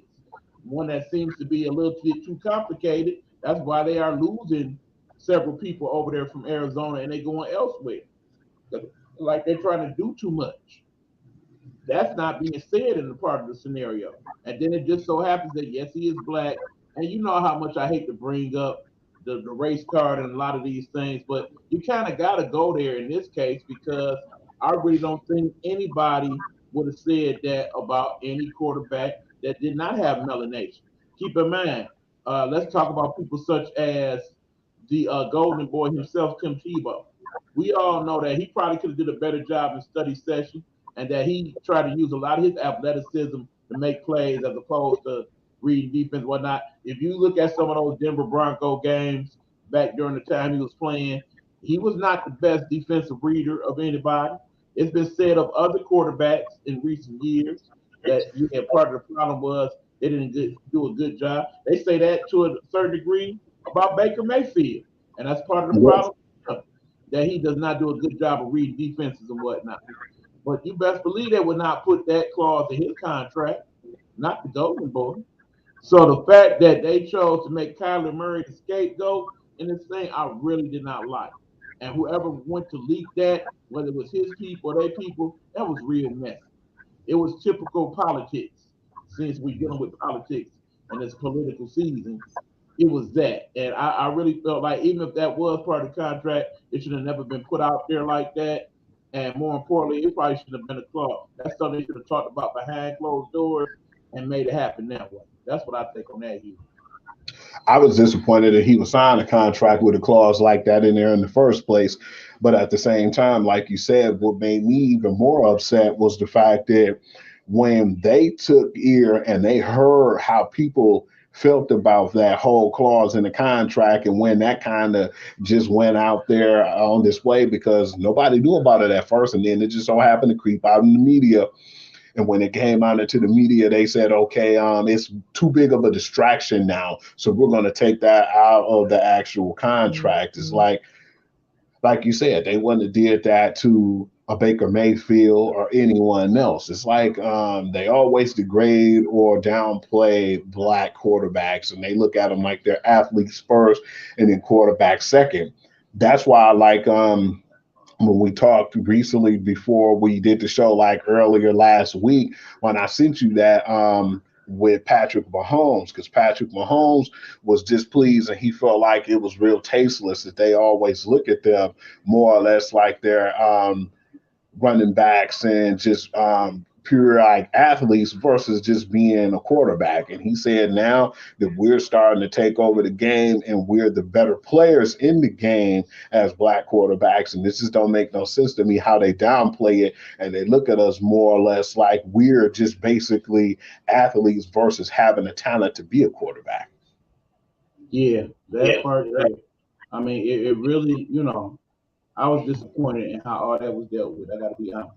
But bottom line is, you make all that go away, Kyle, if you come out and have a great season, and hopefully that's exactly what you'll do. Hopefully D-Hop be ready soon, man. But at the same time, too, what pissed me off is Hollywood Marquise Brown out there doing too much Hollywood things, man, out there in Arizona because he get in trouble from reckless driving. So yeah, I don't know what's gonna happen with that, but the NFL definitely gonna get involved, especially after what happened with Henry Ruggs killing the man. If you just gonna be out here driving 100 miles per hour and being reckless, man, that's just basically taking steps backwards. And I think they had Willie Snead, I think they had him in today to actually try him out. And I'm thinking now, if that's the case, man, they're going to need him just in case that man's suspended. You get that trade and you get to be with your boy, you get a decent opportunity because you felt like you don't have no beef with Lamar Jackson, but you felt like that offense didn't fit you because it was run first, pass second, and you wanted more of a downfield action type team. And you go over there and you get the chance to be with your buddy that you went to school with in college and you make this silly decision, man. It's like, come on, man. That's why they talking about the black athletes and have those things to say because you're going out there making them right by doing these stupid things. Right. I mean, because bottom line is, it seems like nowadays they watch NFL athletes more than anybody. So if you make the mistake of making any type of mistake, they on your cheeks. I was just disappointed in that, E. But I want to move on to Deebo Samuel's new contract. Now, I feel like this was actually a pretty good one for him. I think that the discussion was before, and that's where they was far apart at. It wasn't really the money. It was what his position was going to be. Because if they wanted to argue, he could have been like, man, look at my running yards and my touchdowns and look at the passing yards and I'm getting with my touchdowns. He could have did the whole Le'Veon Bell set out and be disgruntled and everything, but he was a professional. He went to training camp. He did everything he had to do, and he ended up getting rewarded for it. And now I think in that contract, his was actually pretty good because the incentive is now, he said, yeah, he'll do some of them gadget plays, but he don't want to do it more times than usual. He'll probably do it 2-3 times in a game, but you're not going to have him line up in the backfield just as much as you have him lining up on the outside catching passes because it was wearing and tearing on this man.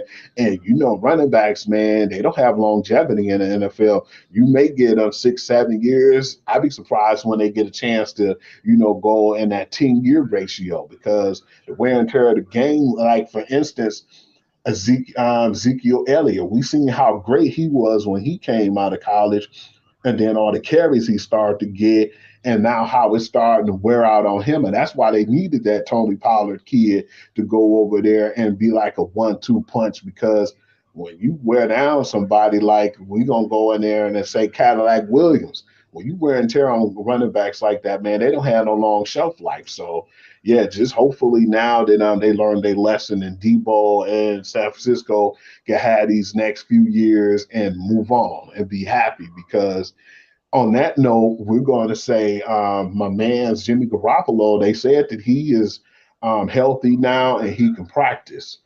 what team out there do you still feel like need a quarterback and who can use the quarterback? My example, I think the best relationship between the two, if San Francisco is going to trade them, is on the Seattle Seahawks. Now, obviously, Seattle is the team that probably need a quarterback more than anybody right now. But the team that a lot of people linking Jimmy G to, at least among the talking heads, is the New York Giants, because they feel like Daniel Jones is basically showing you the best of what he can show you. And if they start out the season not doing so well, you kind of got to figure that's going to happen when they are the weakest team and perhaps the weakest division in football, that at some point some decisions got to be made. Otherwise, Joe Judge is looking very bad out there and he on the hot seat. So it would not surprise me at all if, they basically feature Jimmy G in the preseason, these first couple games, and then let the real quarterback, Trey Lance, do the final two, so that when it comes time for the season to start, we now get those deals going, and then we find him somewhere with the Giants. It really would be nice if the Giants at least have thought about the possibility of trading Saquon Barkley. If they just basically make the deal straight up, to trade Saquon for Jimmy G and a couple draft picks and go from there. That basically takes some of the heat off of Debo. You get him and Trey Lance in that offense. It could be really something special at that point. Yeah, your boy Joe Judge already gone. That guy right back where he started from. Him and Matt Patricia back over there in New England. They end up getting Brian Daboll from the Buffalo Bills. You're right about that. I apologize. I still feel like they can help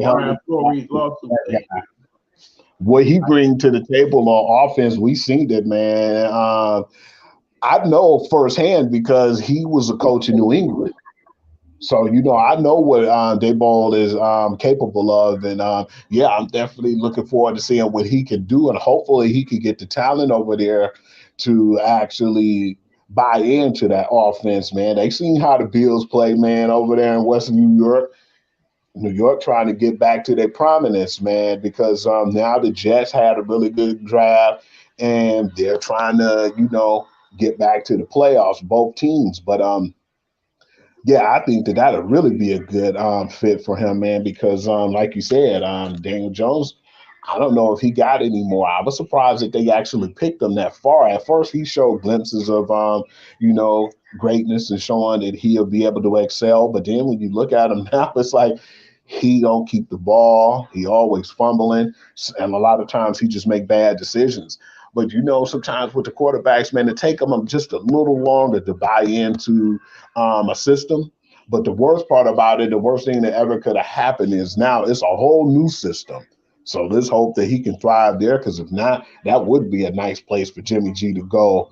And with the Baker Mayfield situation, how do you feel about him playing the Cleveland Browns game one after the nasty divorce and him getting traded to the Carolina Panthers? That's under the assumption that he's going to be the starting quarterback over there in Carolina.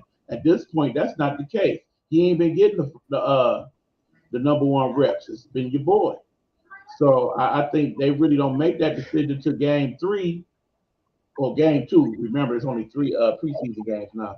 So, game 2, where they basically do the dress rehearsal. They probably have him play a half, probably have Darnold play a half, and based on that performance, that'll probably determine who the quarterback is. Now, you definitely, in an ideal world, if you Baker Mayfield, want to be that guy playing game 1, because you definitely got something to prove to the Cleveland Browns, even though you're not getting the real Cleveland Browns at that point, because as we know, that other guy you're about to talk about is not going to be playing in game 1, whether the appeal goes through or not. We about to jump right into him too. And first and foremost, I just feel like you're right. I think the Sam Darnold got the better arm, and I didn't really think he played that bad last year, man. I actually thought he played really good. So I definitely want to see how that pan out before we even get into that Cleveland game. But speaking of Cleveland, we got the news just recently that Deshaun Watson's going to be out 7 games. And like you said, I think they looked at that like a They wanted to fill that out and see, test the waters and see what was going to go on there. And I think they said the 6 games because they wanted to know what the people were going to do or how they react. But I don't really think that was an NFL decision. I think the judge was the one who came out and said the 6 games. And I felt like the NFL got pissed off with it because they felt like he definitely deserved more. And that's why they wanted to check and see what the judge say, like you said, chill in the trenches. And right after, they appealed it so fast. And now they trying to get him for another whole year. And we thought that was like baloney, man, because we said, damn, he was already gone for a year because we didn't know what was going to happen with his case. Oh, okay, now, before we go there, Hugh, I had to get some clarification because at one point I was thinking the reason why he missed all of last year was because Texas didn't allow him to play. In actuality, it was he that sat out most of that year and refused to play for the Texans, and then eventually got put on the non-active list to where, yeah, you still get paid, but you don't play. And basically, the Texans allowed that to transpire. He was not actually at any point suspended last year. So when some people are saying that, he already served at 17, no, that's not the case. He could have played last year, particularly if he chose to play with the Texans. But because he chose not to, that is why he was not on the field. But all that said, we all know how this was set up to work anyway. Remember, yes, he has a $230 million deal. Guaranteed. But the way they set up the contract this season, he's only slated to make $1 million. So the thought process was, even by the Browns at the time, that yeah, more than likely he's going to miss most, if not all of this season. And in the end, it works out for him because you only missing out on $1 million. So that being said, when it came back 6 games, I really felt like, okay, some type of hokum pokum deal then jumped off. But then I came to the understanding that the federal judge was the mediator, and part of why she was the mediator because A, she was a she, and B, she was a federal judge, so she had some type of understanding in regards to these cases. Now, if you look at why they decided to give him 6, is because after talking to some of the victims, like 4 or 5 of them, she concluded that yeah, the things you did, they were egregious. She actually described them as non-violent sexual behavior of an extremely lewd and perverse manner. I'm not quite sure what that equates to. A massage. Clearly, if it's non-violent, that means there was no "you better do it" or nothing like that. But clearly, some things were said and done to where these women felt like they were highly violated, and as a result, this is where we are. I mean, because in the end, we really don't know exactly what happened. We pretty much have ascertained, since no criminal charges have been filed by anybody, that it wasn't a straight up, okay, you massage me, now you sucked it, or you turn around and nothing like that seemed to have went on per se. But clearly some went on to where these women came out and said, yeah, he did me wrong. And understand, for the 23 people he done settled with, I don't think all 23 of them got the same exact treatment. I think at this point it's okay, we got to make this go away so we can move on. Let's settle these court cases and let's try to move on. Who knows how much they're paying each individual? Don't know all that, but bottom line is they're trying to get past this. That's what the NFL was hoping to do. So they leaked out what the punishment was. They seen the court of public opinion killed them for that. So now they'll go back. They'll probably stretch it, I think, to probably 10, at the most, maybe even 12. I still don't think he's gonna do the whole year. But in the end, the NFL looked bad. It looked bad when they had the commissioner making all the decisions as to what you get and how many games and how that Ray Rice thing went. It looked bad now that they have a third, individual party that's not in the NFL or NFLPA decide.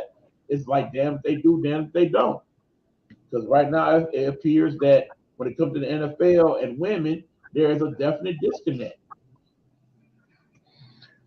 You know what was crazy to me, and first and foremost, you was right. I do remember, and I forgot about it because it was so long ago. During last season, before the season even started, that Deshaun Watson was upset, and he didn't like the New England Patriots regime coming over there.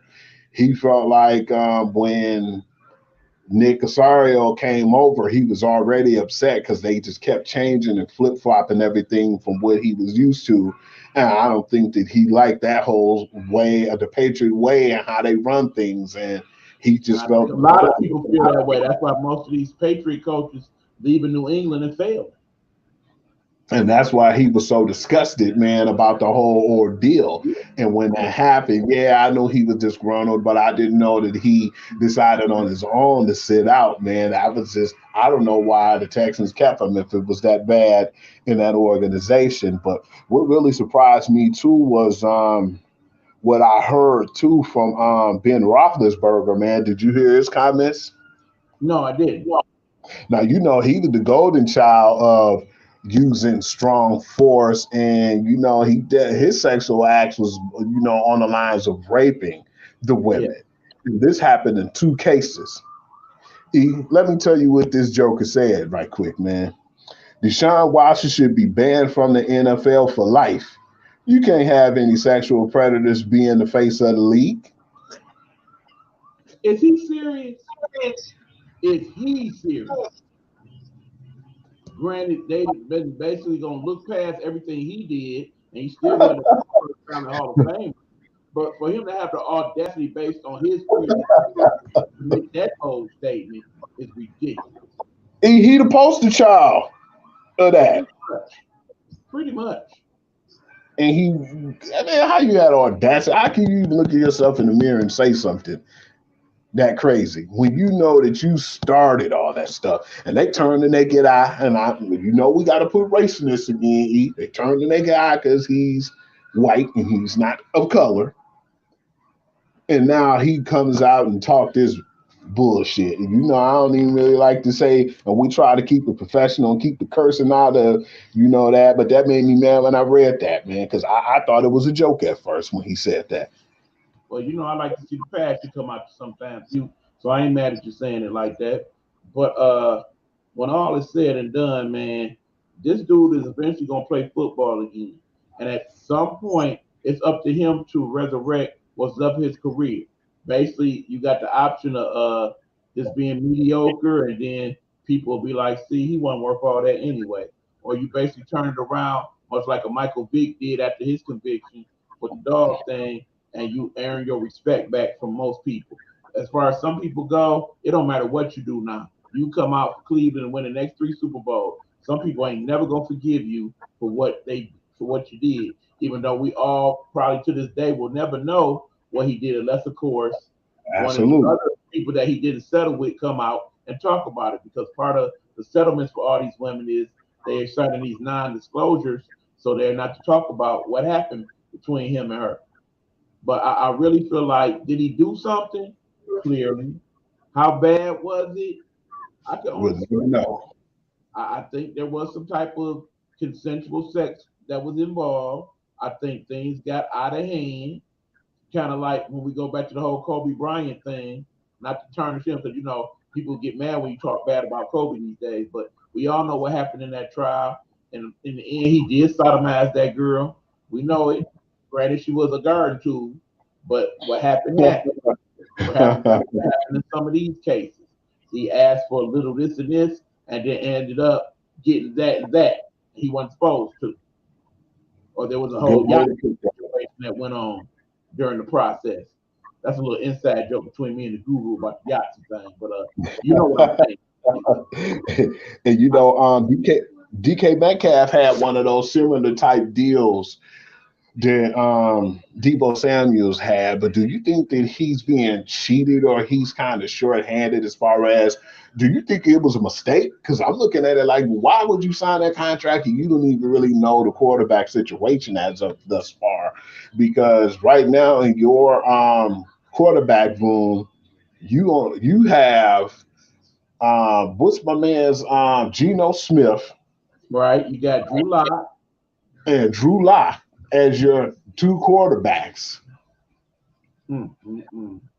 Two guys who probably won't even still be as great as, you know, backups. They probably the 3rd behind the backup. If the backup get hurt, then you play. I think he kind of shortchanged himself for making that deal. Yeah, sometimes it's good to make that type of money, but are you setting yourself up to fail? You sign another 3 years with a team you don't even know the quarterback gonna be. Well, I think depending on how bad they actually play, remember trade deadline coming up somewhere down there. Don't be surprised if they end up moving him because they know at this point they just wasting his career, him being there, and just go ahead and start all the way over. I see them doing that. I definitely thought that they were, when they got rid of Russ, that they were going to get rid of him as well and kind of do what all the draft picks they got, because they got so much draft capital with Russ, man.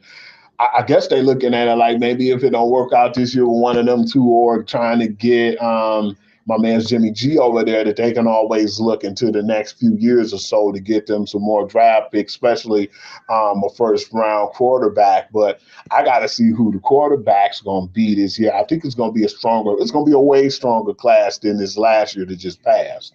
Right. I mean, you got to remember, you're looking at probably the guy over there at USC. You're clearly looking at the Heisman Trophy winner in Alabama, and then of course Strong from over there in Ohio State.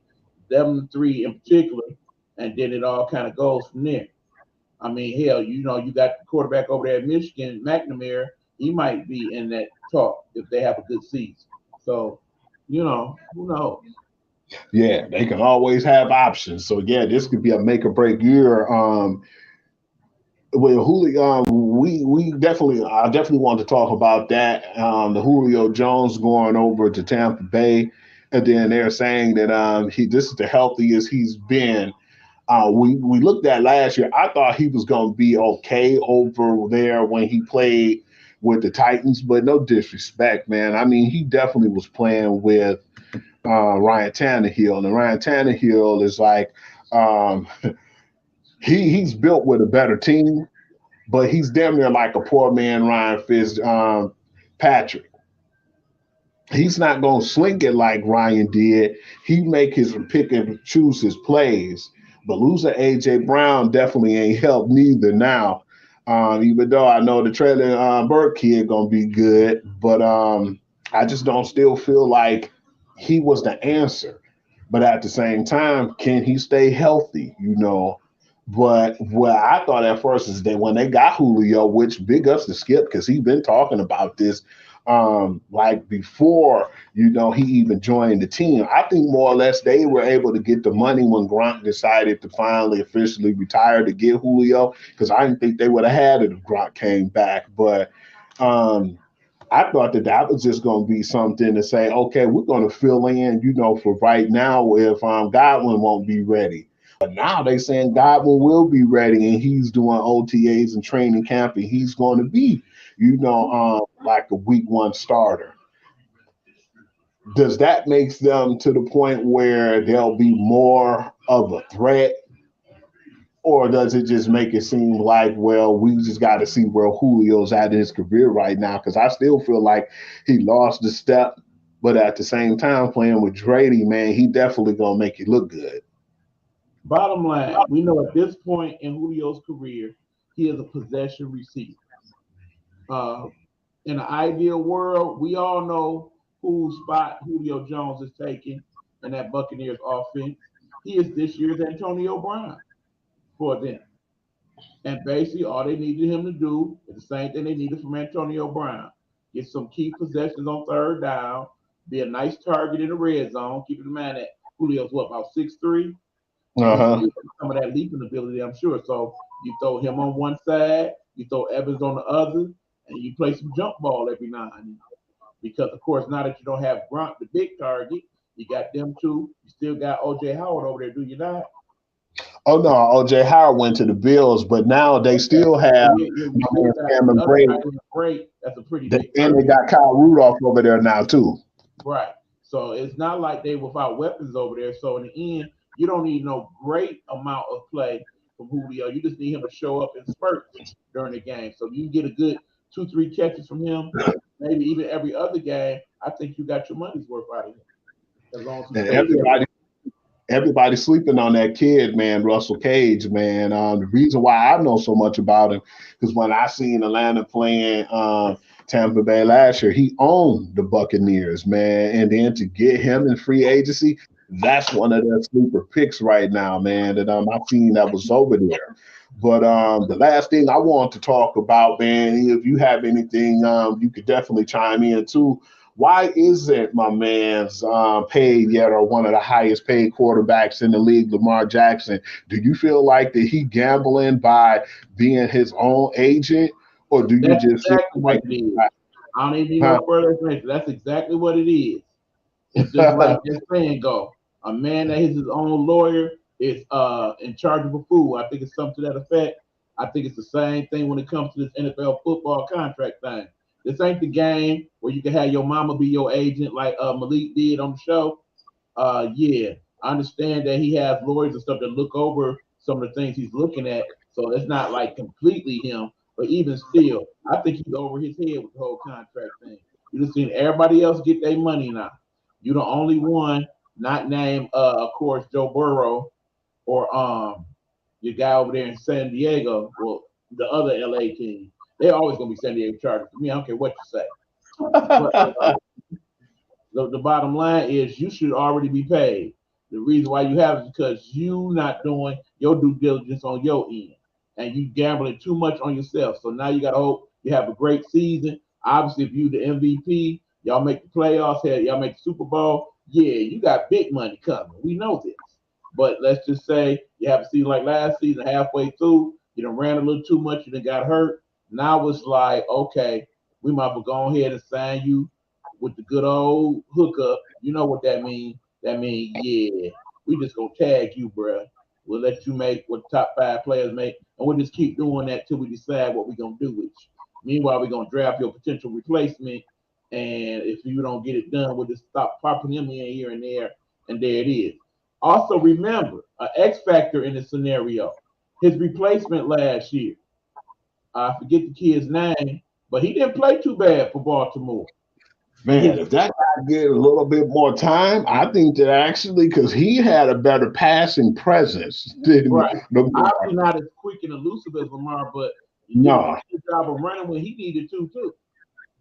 but he was a heck of a passer, man, and he impressed me, man, because I didn't think that he was going to come in and be that good. So yeah, if he messes up and overprice himself, I still think that they could go with that option, man, because that dude really played lights out last year, and he only needs more reps and time. But I'm just hoping that that brother can be smart, man, because I think he overpricing himself. I think he want like some money like your boy Deshaun Watson got and Kyler Murray, but I think he wants some more.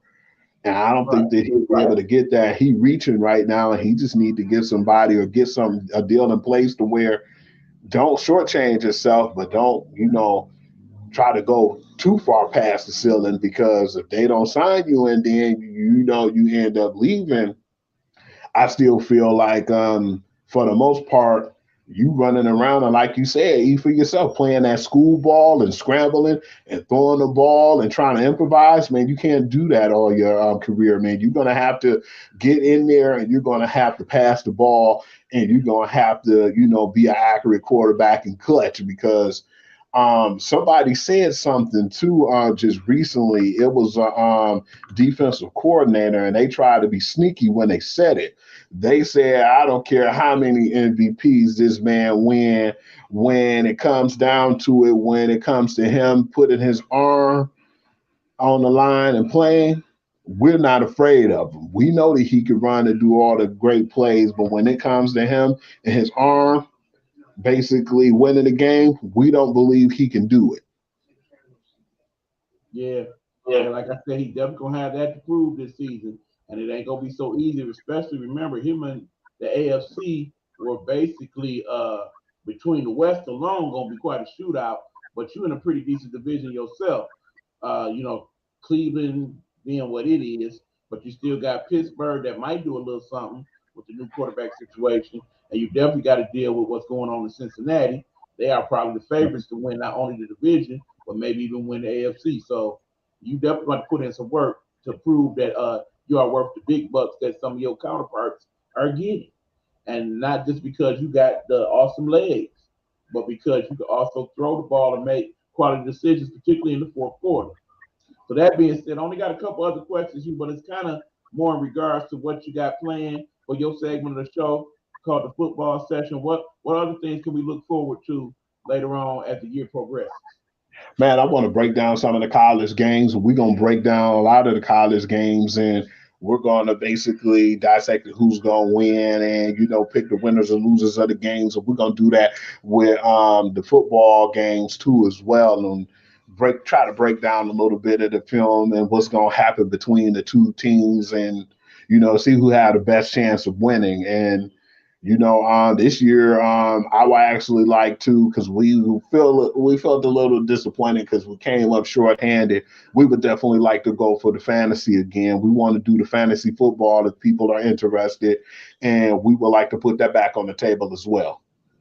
And also, Hugh, I want to add to your contribution to the show. I want to do a best bet segment where each week you pick your favorite college game, your favorite pro game, and we put a couple units on it on the good old FanDuel and see how we make out throughout the course of the year.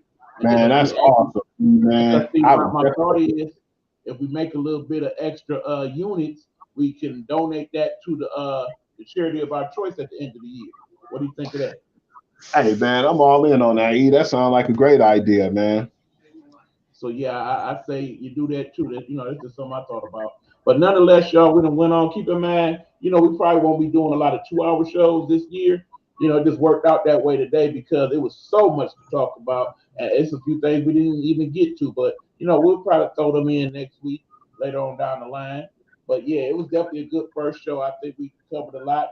Like there's a lot going on in the sports world, and hopefully it'll keep being that way now that we off hiatus. You did a good job, Hugh, with the first Guru football session. I enjoyed it. Looking forward to what's coming in the rest of the season. And that being said, y'all, we about to cut out. Before that, I definitely want to say something that's not sports related. The fact that finally it seems like we're going to get some justice for Breonna Taylor. Please say her name. I am very thankful for that they are going to charge those people that killed her in cold blood in her home in the middle of the night. Bottom line, for all the bad things that's going on in the world, it's good to see that there's actually some good coming of some of this. Amen. You? All right. Amen. Amen. So that being I said, definitely feel like that's justice, man. I just wish it didn't take so long, because the mistreatment and just the injustice that we've been having as, African Americans in general, man, it disgusts me. And we try to do our best to, calm it down and get your mind off of things like that when we do the show. But yeah, man, a lot of times that be on the back of our mind. And just really glad that happened finally. And she got some justice, and her family can rest a little better now. I mean, she's still not going to get her life back, but at the end of the day, her family can have a little bit more and be at peace. Right. That being said, y'all, we about to cut out. You can throw the fingers up, Hugh. I got one last message to put out there. Free Brittany Griner! It's bullshit. It's bullshit. Okay, I just had to go there. Sorry.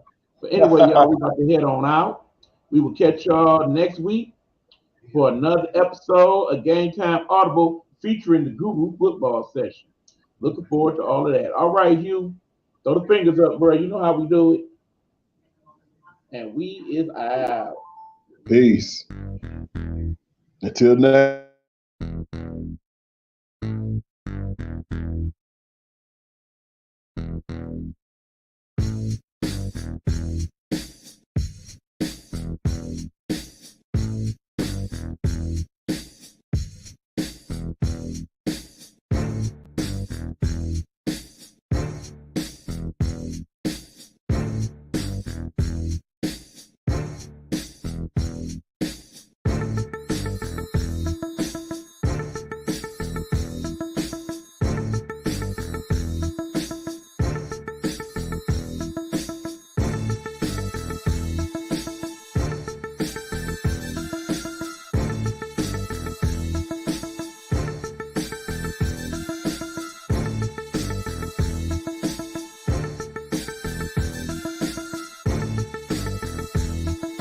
Gametime Audible is a Nighthawk network.